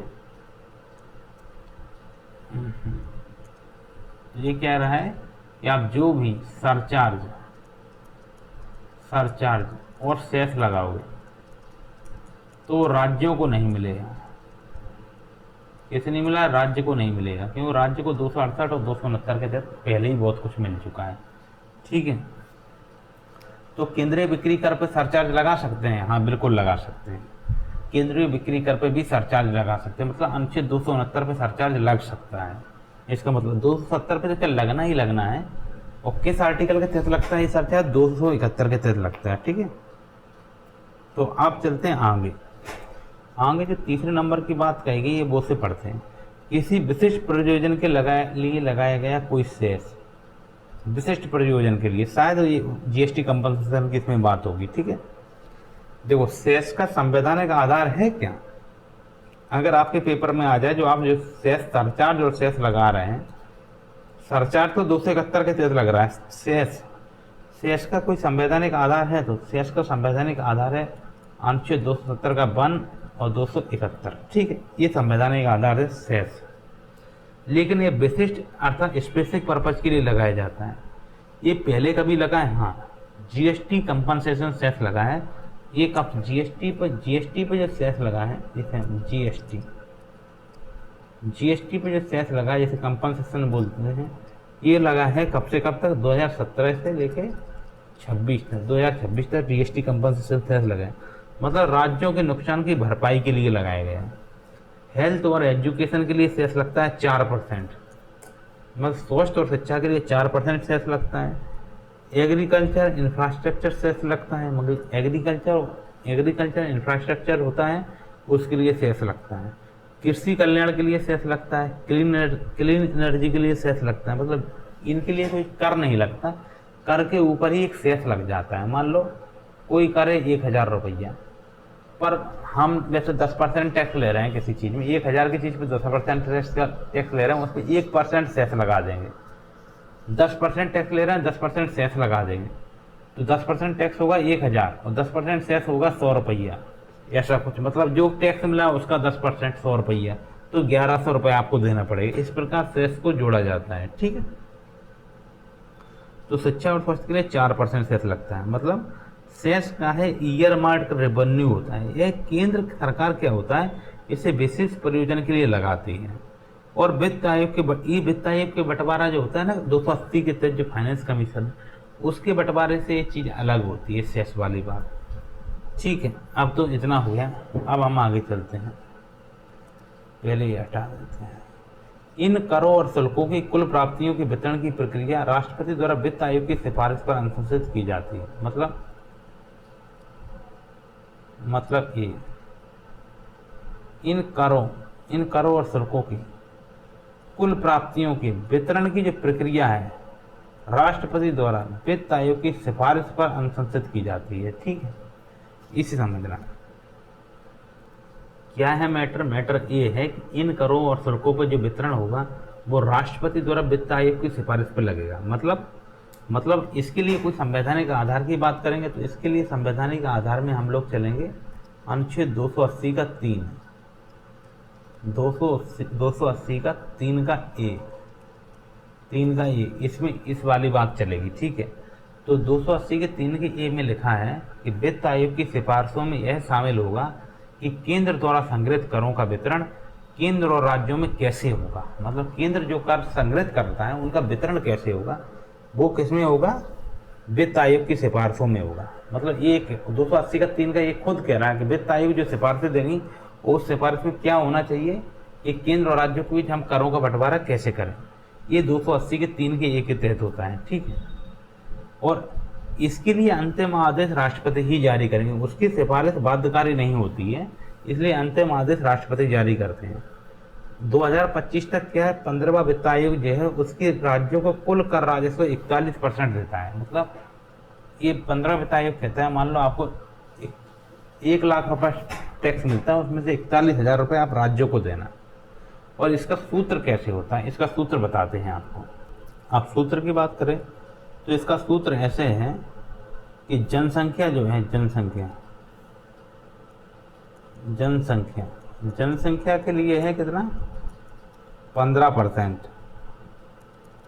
और तो जनसंख्या के लिए तो क्षेत्रफल के लिए भी उतना ही होगा, क्षेत्रफल के लिए भी 15% है, ठीक है। और इनकम डिस्टेंस के लिए, इनकम डिस्टेंस जो होता है मतलब कोई आदमी बहुत गरीब है तो उसे कम मिलेगा, उसे ज़्यादा मिलेगा, जो अमीर है उसे कम मिलेगा। इनकम डिस्टेंस के लिए है 45%। मतलब जनसंख्या और क्षेत्रफल मिला भी तो उससे ज़्यादा हो जाएगा, तो हो जाएगा ये तीनों मिल के हो गए 75%। जनसंख्या घनत्व के लिए मतलब बिहार को ज़्यादा मिलेगा क्योंकि बिहार में घनत्व ज़्यादा है, तो बिहार को मिलेगा 10%। ये जनसंख्या घनत्व के लिए कितना मिलता है, 10%। तो ये हो गया 75 से 10 85 हो गया। और केरल को भी ज़्यादा मिलेगा क्योंकि केरल में भी जनसंख्या घनत्व ज़्यादा है। और वन और पर्यावरण के लिए है 5%। ये वन पर्यावरण के लिए मिलेगा तो ये किसको मिलेगा, MP या पूर्वोत्तर के राज्यों को इसमें ज़्यादा बेनिफिट मिल जाएगा। वन पर्यावरण के लिए रखा गया 5%, ठीक है। और कर क्षमता, मतलब अब कर क्षमता कैसे होता है, कोई सरकार केंद्र सरकार को बहुत ज़्यादा कर देता है तो कर क्षमता होता है 10% कर क्षमता के लिए दिया जाता है, ठीक है। मतलब 280 और 270 मिलकर फिस्कल फेडरलिज्म का निर्माण करते हैं जहां राजनीति की अलग ही संतुलन की बात होती है। मतलब अब ये राजनीति की बात होती है कि जनसंख्या के आधार पर दें, इनकम डिस्टेंस के आधार पर दें, ऐसे दें, समझ रहे हैं। अब ये कैसे बढ़ता है अगर मैं आपको समझाऊं तो ऐसे समझा सकता हूं। जैसे मान लो 1 लाख रुपए कर है, 1 लाख रुपए कर है, ठीक है। 1 लाख रुपए, तो 1 लाख रुपए जो कर है ना, 3 2 5 1 6, 1 लाख रुपए कर, इसे कैसे बांटेंगे। मान लीजिए हमने 1 लाख रुपए दिए इसके लिए दिए जनसंख्या के लिए 1 लाख रुपए आपको दे दिए, तो राज्यों को 1 लाख रुपए जनसंख्या के लिए मिला। अब उसमें से जनसंख्या हम देखेंगे कहाँ कितनी % है। यूपी में मान लो जनसंख्या 20% जनसंख्या यूपी में है, तो इस लाख का 1,20% यूपी को मिल जाएगा, 20,000 रुपये, 20,000 रुपये यूपी को मिल जाएगा। ठीक है, इस प्रकार की बात है, समझ गए।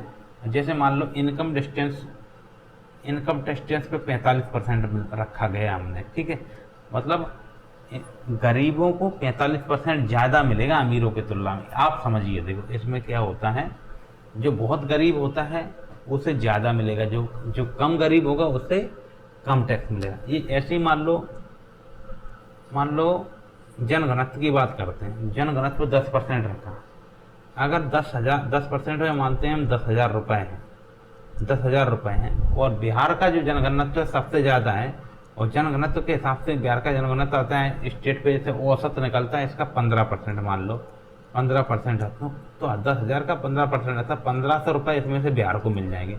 और सिक्किम जैसे राज्य छोटे हैं, कम जनसंख्या करते, उन्हें मिलेंगे 10 रुपये, 20 रुपये, इस प्रकार के रुपए। ठीक है, अब आते हैं अधिभार की, इस पे ई नंबर पे आते हैं। ई नंबर में लिखा है कुछ शुल्कों और करों पर, कुछ शुल्कों पर और करों पर संघ के प्रयोजनों के लिए अधिभार, मतलब संघ को कोई ऐसा काम करना उसके लिए संघ अधिभार लगाता है, और अधिभार की शक्ति ये अनुच्छेद 271 के माध्यम से संघ को मिली हुई है। ठीक है, तो आप इसमें आते हैं। संसद किसी भी समय उपरोक्त वर्णित द्वितीय एवं तृतीय श्रेणी के करों पर अपनी आवश्यकता पूर्ति के लिए अधिभार लगा सकती है। मतलब संसद किसी भी समय उपरोक्त वर्णित, मतलब ऊपर जो वर्णित किया गया है द्वितीय एवं तृतीय श्रेणी के जो कर है, कौन से कर, द्वितीय श्रेणी के और तृतीय श्रेणी के करों पर अपनी आवश्यकता की पूर्ति के लिए अधिभार लगा सकती है। और ये कौन से आर्टिकल 269 एवं 270 में उल्लेखित है, कौन से कर, जो कर प्रथम श्रेणी के कर, मतलब 269 एवं 270 में जो वर्णित हैं, जिन्हें हम द्वितीय और तृतीय श्रेणी का कर बोलते हैं। ठीक है, तो प्रथम श्रेणी का शायद 268 में बोला गया होगा, 268, 269, 270 करों की बात करता है, तो 269 द्वितीय श्रेणी का होगा, 270 तृतीय श्रेणी का कर होगा। इन पे अधिभार लगा सकते हैं। ये सीधे किसको मिलेंगे, ये सीधे केंद्र को प्राप्त होते हैं जो अधिभार। ठीक है, इसे थोड़ा और गहराई से हम लोग देखते हैं। मतलब आर्टिकल इसका 271 है, जैसे कि आपको पता है। यूनियन बजट है जैसे 2024-25 में, उसमें व्यक्तिगत आय पर कर लगता है 10% से 37%। तुम्हारा ये जो यूनियन बजट है ना, यूनियन बजट जो संघ का बजट है कब का, 2024-25 का, 2024-25 का संघ का बजट है। इसमें कितना लगता है व्यक्तिगत आय पर कर, 10% से लेकर 37% तक व्यक्तिगत आय पर कर लग रहा है। मतलब, और ये होता है व्यक्तिगत आय पर कर। ठीक है,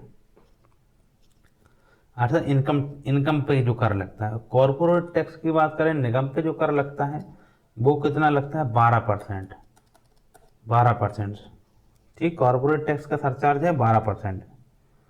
और इस पे जो इनकम पे जो कर पे जो अधिभार लगता है वो 10 से 37% तक है। ठीक है, यह जो मतलब जो अधिभार हैं, यानी सरचार्ज जो हैं, जो अधिभार ये क्या कर रहे हैं, रेवेन्यू एक्सक्लूसिविटी ऑफ सेंटर तय कर रहे हैं।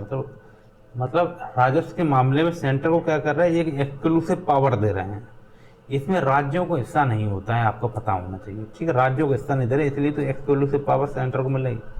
और क्या लिख रहे हैं, और लिख रहे हैं कि ये सीधे केंद्र को प्राप्त होते हैं। मतलब ये किसको प्राप्त होंगे, केंद्र को ही प्राप्त होंगे, इसका मतलब ये होगा। और दूसरे शब्दों में राज्यों को इनका कोई हिस्सा प्राप्त नहीं होता है। ठीक है, अब तो इसे हम समझते हैं, केंद्र को प्राप्त होते हैं, राज्यों को कोई हिस्सा प्राप्त नहीं होता। मतलब अनुच्छेद 271 में प्रोविजंस हैं कि such surcharge shall form part of the consolidated fund of India.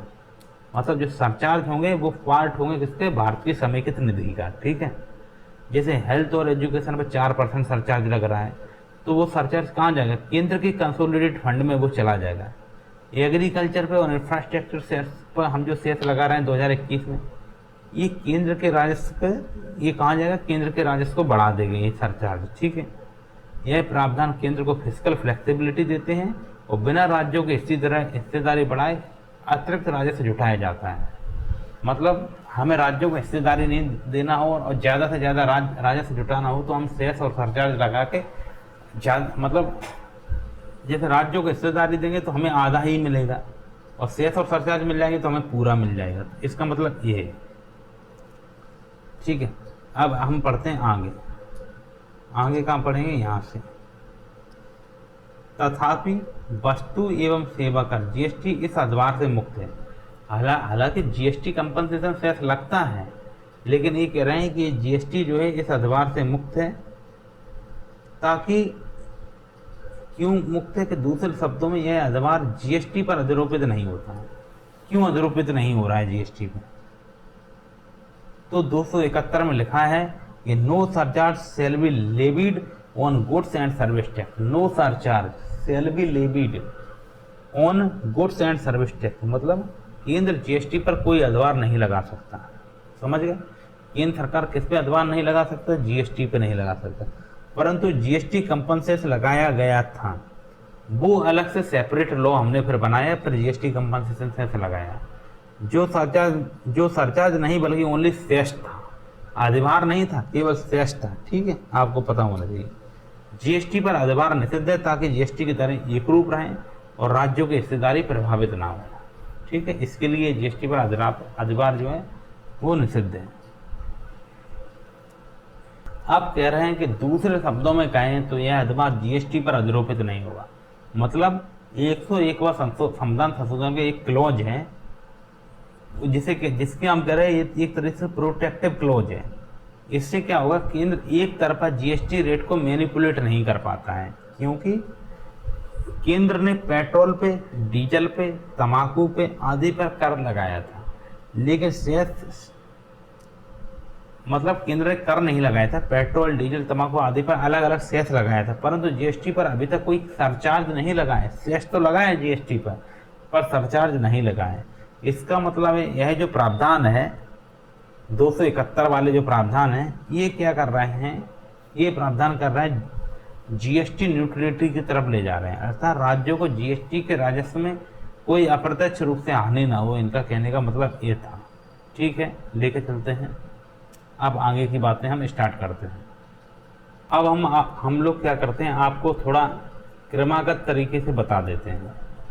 क्रमागत तरीके से कौन कौन से कर हैं, कैसे लगे हैं, तो आपको थोड़ा याद करने में आसानी हो जाएगी और कुछ नहीं। ठीक है, बाकी तो आप लोग जान ही रहे हैं, सब तो बताया आपको। जो 270 जो आर्टिकल है ना, ये क्या, ये शेयर्ड टैक्स की बात करता है, मतलब साझा कर की बात करता है। और साझा कर 80वें संशोधन के माध्यम से, 80th संशोधन के माध्यम से ये साझा कर करने लगा। पहले भी करता था, पहले केवल इनकम टैक्स को करता था। ठीक है, 271 जो आर्टिकल है ये अधिभार की बात करता है, मतलब एक जो है वो भार की तरह काम करता है, अधिभार की बात करता है 271। ठीक है, और ये अधिभार का हिस्सा किसको मिलता है, केवल केंद्र सरकार को ही मिलेगा। अधिभार की पूरी बात 271 में ही होगी, किसको मिलेगा, किसको नहीं मिलेगा, क्या होगा। ठीक है, और जो सेस है ना, सेस की बात करता है 270 का 1 और 271, ये सेस की बात करता है। ठीक है, ये कहता है कि केंद्र अपने विशिष्ट उद्देश्य हेतु 271 कहता है सेस और सरचार्ज लगा सकती है। जैसे हेल्थ और एजुकेशन पर 4% का सेस लगता है। ठीक, एग्रीकल्चर इंफ्रास्ट्रक्चर पर सेस लगता है। और जीएसटी क्या करता है, जीएसटी जो है अधिभार का निषेध करता है, ये सरचार्ज को निषेध करता है। ठीक है, और आर्टिकल 271 के माध्यम से ही सरचार्ज को निषेध करता है। जीएसटी कंपनसेशन सेस क्या है, वो सेपरेट लॉज में आता है, वो अलग। अब आप कहोगे जीएसटी में भी तो कंपनसेशन सेस लगा, तो वो सेपरेट लॉज है। अगर घटनाक्रमों की बात करें तो हम लोग घटनाक्रम से भी समझ सकते हैं, जैसे ये कब क्या हुआ, इस तरीके से घटनाक्रम से भी हम लोग समझ सकते हैं। देखिए 2020-21 की बात करें, 2020 की बात करें तो जीएसटी कंपनसेशन का विस्तार हुआ। जीएसटी पे जो कंपनसेशन सेस है, कंपनसेशन, इसका क्या हुआ, इसका विस्तार हुआ 2020 में। जीएसटी कंपनसेशन सेस का विस्तार हुआ 2020 में। और आर्टिकल कौन से थे इसके आर्टिकल 270 और 279 का ए। 279 का ए राज्यों को राजस्व हानि की पूर्ति हेतु 2026 तक इसे बढ़ाएगा। जीएसटी कंपनसेशन सेस को 2026 तक बढ़ाएगा। ठीक है, तो कब से 2020 से 2026 तक चला गया है। और 2021 में बात करें तो इसमें बात होगी आपकी एग्रीकल्चर इंफ्रास्ट्रक्चर सेस लागू हुआ था। एग्रीकल्चर पे मतलब कृषि अवसंरचना पे जो सेस लगता है, कृषि अवसंरचना, उस पे जो सेस लगता है वो कौन से आर्टिकल में आएगा, वो आएगा 271 में। मतलब सेस और सरचार्ज 271 में ही आते हैं, आपको पता होना चाहिए। मतलब केंद्र के लिए अलग राजस्व स्रोत की बात करता है ये। और ये हो गया 2021 हो गया। इसके बाद चलेंगे 2023-24 में। 22 में नहीं होगा कुछ। 23-24 की बात करें तो 2023 से 24 की बात करें, इसमें क्या होता है, 15 वित्त आयोग की रिपोर्ट लागू होती थी। कब, मतलब इसमें क्या होता है, राज्यों का हमने 2023 में क्या, 23-24 में क्या किया, 15th फाइनेंस कमीशन की रिपोर्ट लागू की। मतलब रिपोर्ट उसकी चल रही थी, कौन से आर्टिकल से, 280 से चल रही थी। ठीक है, इसमें कहा गया था राज्यों को हम 41% देंगे और कुछ राज्यों को, 6 राज्यों को विशेष अनुमति दी गई थी। ठीक है, अर्थात विशेष अनुमति या विशेष अनुदान की बात करी गई थी 6 राज्यों के लिए। और 24-25 में हेल्थ एंड एजुकेशन सेस को बरकरार रखा गया। 271 केवल केंद्र के राजस्व हेतु, ये आप समझना। और 2025 का जो बजट है, इसमें पर्सनल इनकम टैक्स सरचार्ज 33% तक यथावत रखा गया। राज्यों को इसमें कोई नहीं है। तो अब जो 2025 की बात करेंगे तो इसमें जो पर्सनल इनकम टैक्स है उसका सरचार्ज है 37%। इनकम टैक्स को जो सरचार्ज है वो 37% तक बरकरार रखा गया है। मतलब 270 आर्टिकल वो टैक्स डिवाइड रूल की बात करता है। ये कहता है साझा कर होंगे केंद्र और राज्यों के बीच। 271 सरचार्ज और सरचार्ज लगाता है वो भी सेंटर के लिए, ओनली सेंटर के लिए। ठीक है, ये अधिभार सिर्फ केंद्र को देता है। 280 बैलेंसिंग व्हील है, मतलब वित्त आयोग सबके लिए बैलेंस का काम करता है। और 271 जो है जीएसटी से बचाव करता है। 271 में जो प्रोविजंस हैं जीएसटी से बचाव के लिए हैं, जैसे जीएसटी कंपनसेशन सेस जो है जीएसटी का, वो अलग से अनुच्छेद है, सेपरेट लॉज में आता है। ठीक है, मतलब 270 आर्टिकल है अमेंडेड बाय 80 और 101 के अमेंडमेंट के बाद एक काफ़ी बदल गया है। मतलब पहले इनकम टैक्स संभालता था, अब बहुत कुछ संभाल रहा है। और सभी केंद्रीय कर 268, 269 ए और 271 राज्य के साथ साझा किए जाते हैं। ठीक है, ये वाले 268, 269, 270 की बात अलग है। इसमें 271 के तहत सेस और सरचार्ज राज्य को नहीं दिए जाते हैं। 270 के तहत होता है वो वित्त आयोग की सिफारिश से राज्य के बीच साझा किया जाता है। वर्तमान में राज्यों की हिस्सेदारी 41% है, जो 15वें वित्त आयोग से निकली हुई है। ठीक है, 271 क्या कर रहा है, केंद्र को अधिभार और सेस लगाने की स्वतंत्रता देती है ताकि राज्यों को इनका कोई हिस्सा नहीं मिले। ठीक है, अधिभार और सेस कौन लगाता है, केंद्र। जीएसटी पर अधिभार और निषिद्ध 101वें संशोधन से। 2025 की वास्तविक स्थिति है कि केंद्र ने हेल्थ और education, agriculture, infrastructure, road cess जैसे कई डेडिकेटेड सेस बनाए, जबकि जीएसटी कंपनसेशन सेस 2026 तक जारी रहा। ठीक है, 2025 तक हम लोगों ने health, education, agriculture, infrastructure, road cess, road transport पर सेस, कई डेडिकेटेड सेस लगाए हैं। लेकिन एक सेस जो जीएसटी कंपनसेशन सेस है उसे हम 2026 में खत्म कर देंगे। ठीक है, अब क्या करते हैं, अब हम लोग ऐसा करते हैं, अब अगले पार्ट में चलते हैं, जो एफ नंबर है इस पे चलते हैं। देखिए ये जो है ना एफ, इसमें क्या कहा गया, इसमें कहा गया राज्यों द्वारा उद्घृत, संग्रहित एवं उपभोग किए जाने वाले, इसमें तीनों काम राज्य करेगा। इसमें कौन से कर रहे हैं, राज्य लेवी भी राज्य लगाएगा, कलेक्ट भी राज्य करेगा और पूरी की पूरी तरह से यूज भी राज्य करेगा, विनियोजित अर्थात उपभोग भी राज्य करेगा। राज्यों द्वारा। ठीक है, राज्यों द्वारा, केंद्र की बात नहीं कर रहे हैं, राज्यों द्वारा। अभी तक जो कर थे वो केंद्र लगा रहा था, वो केंद्र के कर थे। भले ही 268 में स्टाम्प ड्यूटी है वो भी केंद्र की थी, लेकिन अब जो होगा, अब राज्य कहेगा हम अपने राज्य सूची के विषयों पे कर लगाने का अधिकार राज्य को है। मैंने जैसे 18 विषय बताए, वही बात यहाँ आ गई है। ये पूर्णतया राज्यों के कर हैं, इनका उल्लेख राज्य सूची में किया गया तथा इनकी संख्या 18 है। मतलब पूर्णतया 100% राज्यों के कर है। और उल्लेख कहाँ है? उल्लेख है राज्य सूची में। कहाँ है? राज्य सूची में उल्लेख है, राज्य सूची के कर है। और इनकी संख्या कितनी है? संख्या की बात करें तो इनकी संख्या 18 है। ठीक है, ये कौन से आर्टिकल में है जो 100% राज्य सूची के कर है? बताइए। तो जब 100% राज्य सूची के कर हैं तो आप समझ लीजिए 246 7वीं अनुसूची में एक आर्टिकल है 246। तो 246 के 3 में ये लिखा है, इसमें लिखा है राज्यों को राज्य सूची के विषयों पर कानून बनाने और कर लगाने के लिए विशेष अधिकार होगा।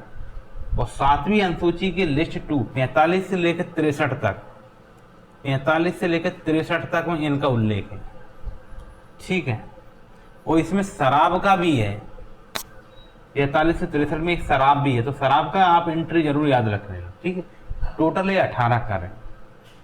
इनकी वास्तविक स्थिति क्या है कि राज्यों की कर आय का लगभग 70 से 75% इन्हीं करों से आता है, जो अभी तक हम पढ़े नहीं। मतलब आपका राज्य बिहार है तो उसकी 70% आय इन्हीं करों से होगी, जो राज्य सूची के कर से होती है। 70%। केंद्र के कर से मात्र 30% प्राप्त ही होता है राज्यों को। ठीक है, अब इसलिए होता है, भले ही केंद्र का कर कितना भी ज्यादा हो, 28 स्टेट में बंटता है ना, इसलिए। ठीक है,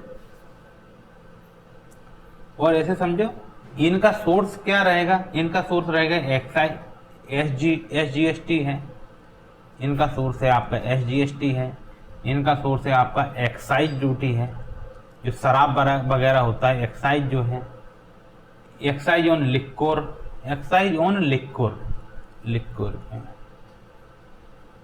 ठीक है, ये इनका सोर्स है। इसके अलावा स्टाम्प ड्यूटी है, वो भी इनका एक अलग होता है, स्टाम्प ड्यूटी।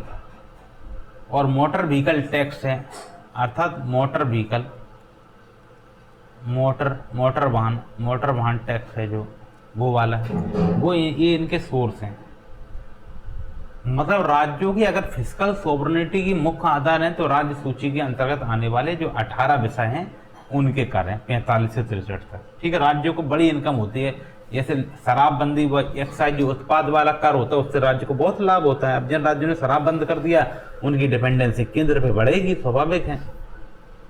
ठीक है, अब हम थोड़ा इनके बारे में जानते हैं। जैसे मान ले आते हैं ये जो है भू राजस्व की बात करें तो भू राजस्व को हम लैंड रेवेन्यू भी बोलते हैं। ये एंट्री 45 में है। ठीक है, ये क्या है? राजस्थान हुआ, यूपी हुआ, मध्य प्रदेश है आदि में भू राजस्व अभी भी ग्राम पंचायत स्तर पर वसूला जाता है, अभी भी वसूला जा रहा है। यूपी MP में ऐसे स्थान और राजस्थान में, जो खासकर BJP शासित राज्य हैं, उनमें ग्राम पंचायत स्तर पर वसूला जा रहा है भू राजस्व। और इसका संविधान का अनुच्छेद कौन है? तो मैं अनुच्छेद भी लिख देता हूँ इसका अनुच्छेद रहेगा 265। ठीक है, 265 में क्या लिखा है? No tax shall be levied और collected except by authority of law. अब मतलब कोई भी टैक्स को ना तो लगाया जाता है ना इकट्ठा किया जा सकता है बिना, जब तक कि कोई विधि नहीं बनाया जाए। ठीक है, अब इसे करते करते इसे हम थोड़ा जल्दी बता देते हैं।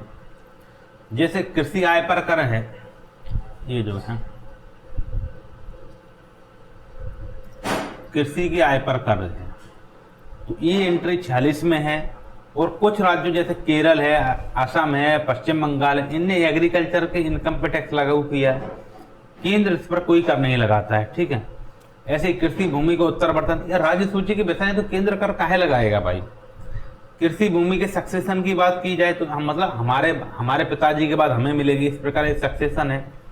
वो भूमि विरासत में मिलती है, लैंड सक्सेशन। इस पर जो स्टाम्प शुल्क है, ट्रांसफर शुल्क है, वसूला जाता है ताकि राज्यों को पूरा राजस्व मिले। ठीक है, कृषि भूमि पर संपदा कर जो लगता है, आपको पता होना चाहिए कहाँ कहाँ क्या क्या लगता है। तो ऐसा कोई एग्रीकल्चर वेल्थ टैक्स है, कृषि भूमि पर संपदा कर, और भूमि और भवनों पर कर प्रॉपर्टी टैक्स लगता है, जो यह नगर निकायों द्वारा लगाया जाता है। मतलब भवनों पर दिल्ली, मुंबई, चेन्नई बड़े बड़े नगर निगम जो हैं वो लगाते हैं। भूमि और भवनों पर कर, प्रॉपर्टी पर टैक्स लगाते हैं। इसको जरूर याद रखना। भूमि और भवनों के लिए मैं एंट्री लिखना चालू करता हूँ। अब एंट्री 49 में भूमि और भवनों पर कर की बात कही, एंट्री 49 में, ठीक है। आपको पता होना चाहिए नगर निगम वगैरह लगाते हैं।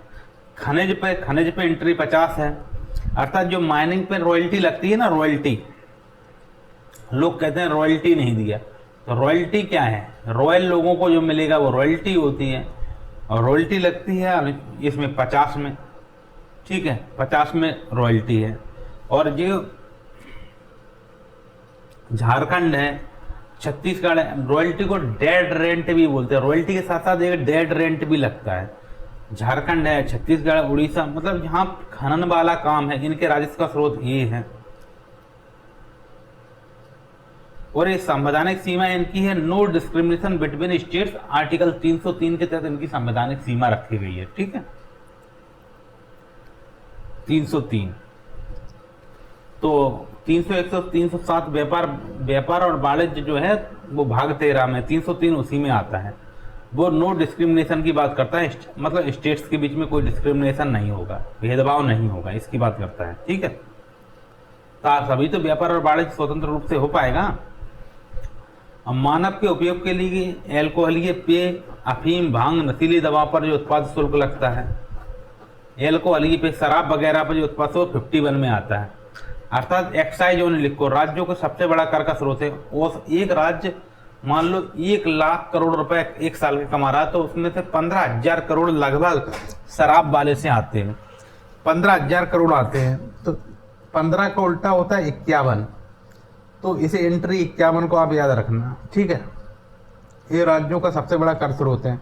और बिहार में इसके प्रतिबंध के कारण बिहार सरकार को बहुत घाटा हो रहा है, जबकि पंजाब में और महाराष्ट्र में इसी से रिकॉर्ड तोड़ कलेक्शन होता है, मतलब रिकॉर्ड टूट जाता है पंजाब में।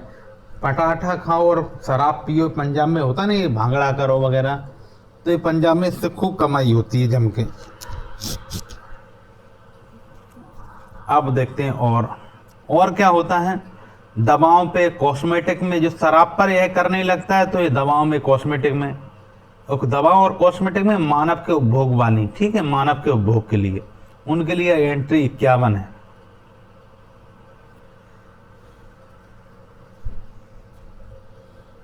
अच्छा, और चलते हैं, इसको जरूर याद रखना एंट्री 51 को आप लोग, ठीक है। 51 को ऐसे रखोगे, 1 लाख करोड़ में से 15,000 करोड़ शराब से आते हैं, 15 का उल्टा होता है 51, और बिहार सरकार को बहुत घाटा होता है, जबकि पंजाब को बहुत फायदा हो रहा है, ठीक है। बिजली के उपयोग और बिक्री पर कर जो एंट्री 53 है, इसमें तमिलनाडु, गुजरात और महाराष्ट्र में उच्च दरें हैं, इसकी बहुत उच्च दरें रखी गई हैं तमिलनाडु में, गुजरात में, महाराष्ट्र में। यह कर कौन करता है, इससे डिस्कॉम जो होता है ना, बिजली वाला डिस्कॉम, तो वह इसका एकत्रित करता है, ठीक है। ऐसे पेट्रोल, डीजल, गैस, एसटीएफ नहीं पेट्रोल, डीजल, गैस और शराब पर कर इंटर स्टेट को छोड़कर, इंटर स्टेट शराब को छोड़ देंगे 54 में, एंट्री 54 में, मतलब इसे भी जीएसटी से बाहर रखा गया है। मतलब राज्यों का वैट होता है ना, वैल्यू एडेड टैक्स, अब भी इस पे लागू होता है। 2025 में तेलों पर भी वैट लागू है, और कितना वैट इससे कमाई करता है, 20 से 30% तक वैट लगता है, अर्थात वैल्यू एडेड टैक्स 54, ठीक है। पेट्रोल, डीजल, गैस, ऐसी चीजें जलती हों, और एटीएफ और शराब पर कर, शराब पर कौन सा कर छोड़ देंगे, इंटर स्टेट वाला कर छोड़ के, एंट्री 54 में है, जिसे जीएसटी से बाहर रखा है, ये वैट के तहत आता है, वैल्यू एडेड टैक्स। और 2025 में क्या है, तेलों पर भी, मतलब तेल होता है ना पेट्रोलियम, उस पर भी वैट लगा 20 से 30% तक, ठीक है।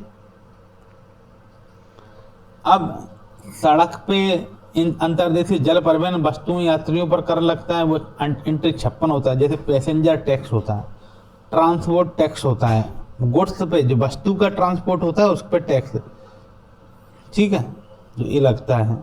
इसके अलावा मोटर वाहन पर कर लगता है भी, देखो वो अलग है, सड़क पे अंतर्देशीय जल परिवहन वस्तुओं पर कर एंट्री 56 में है, मोटर वाहन पे जो कर है वो एंट्री 57 में है, अर्थात व्हीकल का कोई रजिस्ट्रेशन कराना हो आपको। रोड टैक्स जो है, ये राज्यों का पथ कर वगैरह होते हैं, ठीक है।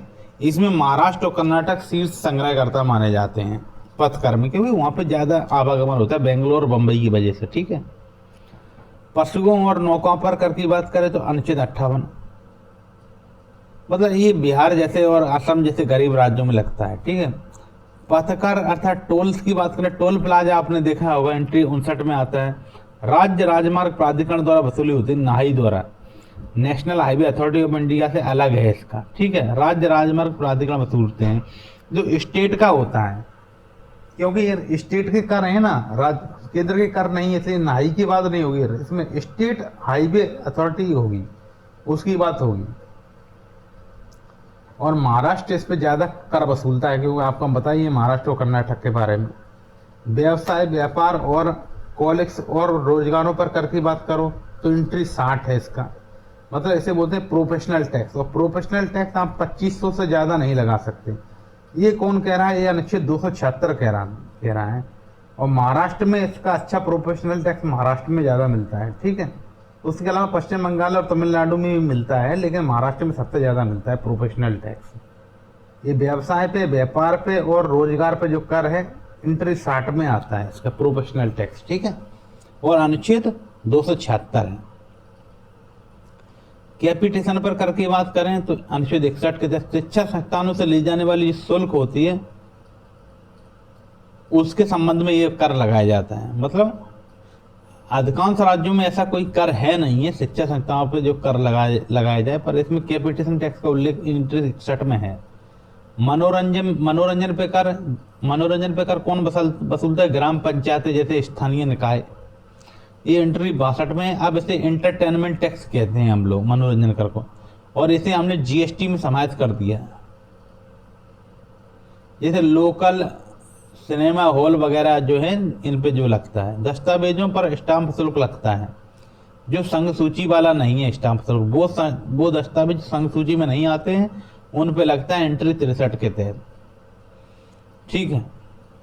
रियल एस्टेट रजिस्ट्रेशन पर सबसे अधिक संग्रह होता है। रियल एस्टेट कैसे होता है? रियल एस्टेट तो आप जानते हो बहुत बड़ी चीज होती है। आप जो मकान बनाए जाते हैं, कोई निर्माण किया जाता है, उसे रियल एस्टेट में हम रखते हैं, जैसे कि मल्टी बनाई जाती है। इस पे खूब कमाई होती है। महाराष्ट्र की सबसे ज्यादा होती है, फिर यूपी और गुजरात की होती है। महाराष्ट्र क्यों आगे है? बम्बई की वजह से आगे है। ठीक है। दस्तावेजों पर स्टाम्प शुल्क हो गया ना। अब राज्य सूची में शामिल सामग्री पर कर रहा था, कोर्ट की फीस को छोड़कर राज्य सूची में शामिल जो है सामग्री, उस पर शुल्क एंट्री 66। मार्केट फीस हो, मंडी टैक्स हो, ये सब पंजाब, हरियाणा, यूपी की कृषि मंडियों में संग्रह किया जाता है इसका। ठीक है। तो ये बात हो गई। खासकर आपको याद रखना है जो 51 नंबर की एंट्री जो शराब वाली बात करती है, और 54 नंबर की एंट्री। ठीक है। अब आगे चलते हैं। मतलब भूमि आधारित कर हैं वो 45 और 49 हैं।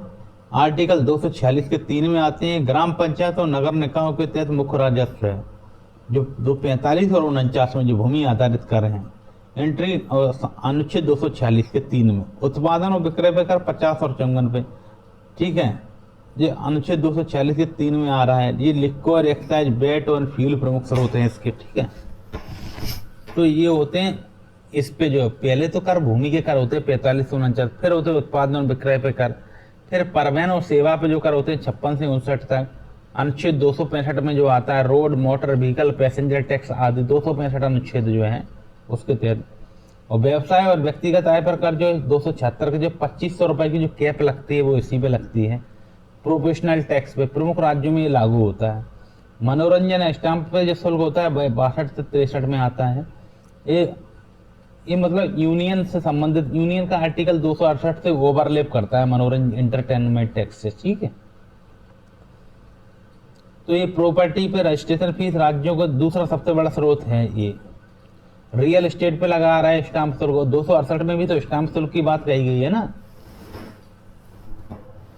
जो स्टाम्प ड्यूटी जिसमें केंद्र लगाएगा, राज्य इकट्ठा करेंगे और कलेक्ट करेंगे। ठीक है। वो भी इसमें ओवरलैप होता है।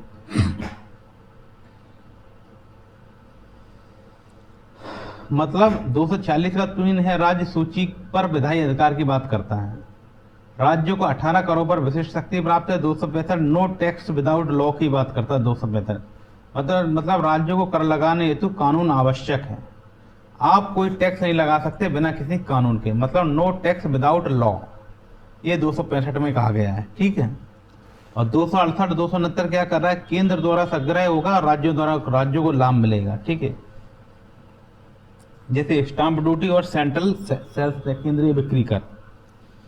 276 में प्रोफेशनल टैक्स है जो इसकी सीमा 2500 रुपया है और राज्यों की कर सीमा निर्धारित करता है। 301 से 304 वाणिज्य की स्वतंत्रता है, कराधान में गैर भेदभाव सुनिश्चित करता है।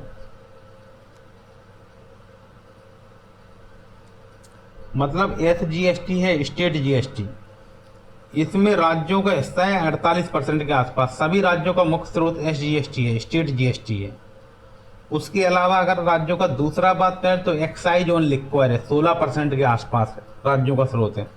और सबसे ज्यादा कमाता है इसमें पंजाब, केरल और तमिलनाडु शीर्ष स्थान पर रहे। और सभी राज्यों का प्रमुख स्रोत कौन है, SGST, स्टेट GST। ठीक है। फिर आता है जो स्टाम्प ड्यूटी और रजिस्ट्रेशन GST 12% है। महाराष्ट्र सबसे ज्यादा कमा रहा है, फिर यूपी और गुजरात। ठीक है। बैट की बात करें, फ्यूल पे जो बैट लगता है 18%। कर्नाटक और आंध्र प्रदेश बहुत कमाते हैं बैट, वैल्यू एडिड टैक्स में। मोटर व्हीकल पे जो महाराष्ट्र और गोवा, असम, झारखंड कमाते हैं 6% के आसपास। ठीक है। ये जो मैं बता रहा हूँ ये RBI की स्टेट फाइनेंस की मतलब एक तरीके से एक रिपोर्ट है। ठीक है। नीति निर्माण कौन कर रहा है, नीति निर्माण कर रहा है राष्ट्रीय स्थिरता हेतु एक रूपता। ये केंद्र का दृष्टिकोण होता है कि राष्ट्रीय स्थिर, ये सब चीजें क्यों है, ताकि यूनिफॉर्मिटी बनी रहे और स्थानीय परिस्थिति के अनुसार कर लगाया जाए और राजस्व असमानता पर विवाद नहीं हो। ठीक है। ये नीति की बात हो रहा। पहली नीति एक रूपता बनाना, फिर स्थानीय परिस्थितियों के अनुसार कर लगे, फिर मतलब विवाद ना हो। इन तीनों के चलते ये सब इतने हमने प्रावधान किए हैं। अब GST आ गया, तब से अप्रत्यक्ष कर केंद्र के हिस्सा में चला गया, केंद्र और राज्य में साझा होने लगा है।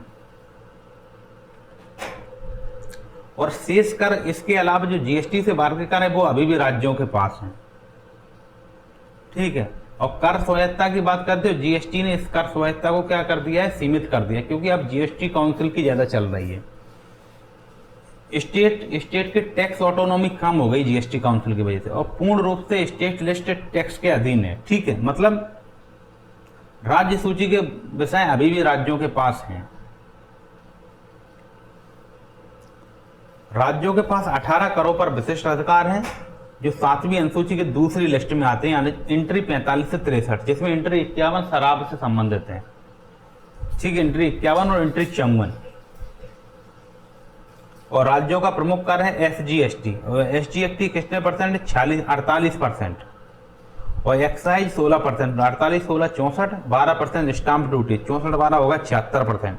फिर बेट वन वैल्यू होता है तो हो गया 18%, तो हो गया 94%। और मोटर व्हीकल 6%, 100% हो जाएगा। ठीक है। और अनुच्छेद 276 प्रोफेशन पर टैक्स की सीमा लगाता है 2500 रुपये। 2025 तक राज्यों के कुल कर राजस्व को 70% इन्हीं स्रोतों से आ रहा है। ठीक है। राज्य के पास कर लगाने का अधिकार है और राज्य की वास्तविक स्वायत्ता यही है। ठीक है, समझ गए आप लोग। तो आज का वीडियो इतना ही। अब हम अगले वीडियो में पढ़ेंगे गैर कर राजस्व वितरण। मतलब ये तो टैक्स से हो गया, कर से बात हो रही है, मतलब टैक्स लगा के इतना कमा ले रहे हैं हम लोग, बिना टैक्स के कितना कमाएंगे उसकी बात करें तो उसकी बात करने के लिए आपको गैर कर राजस्व वितरण पढ़ना पड़ेगा। ठीक है, वो हम अगले वीडियो में पढ़ेंगे। धन्यवाद।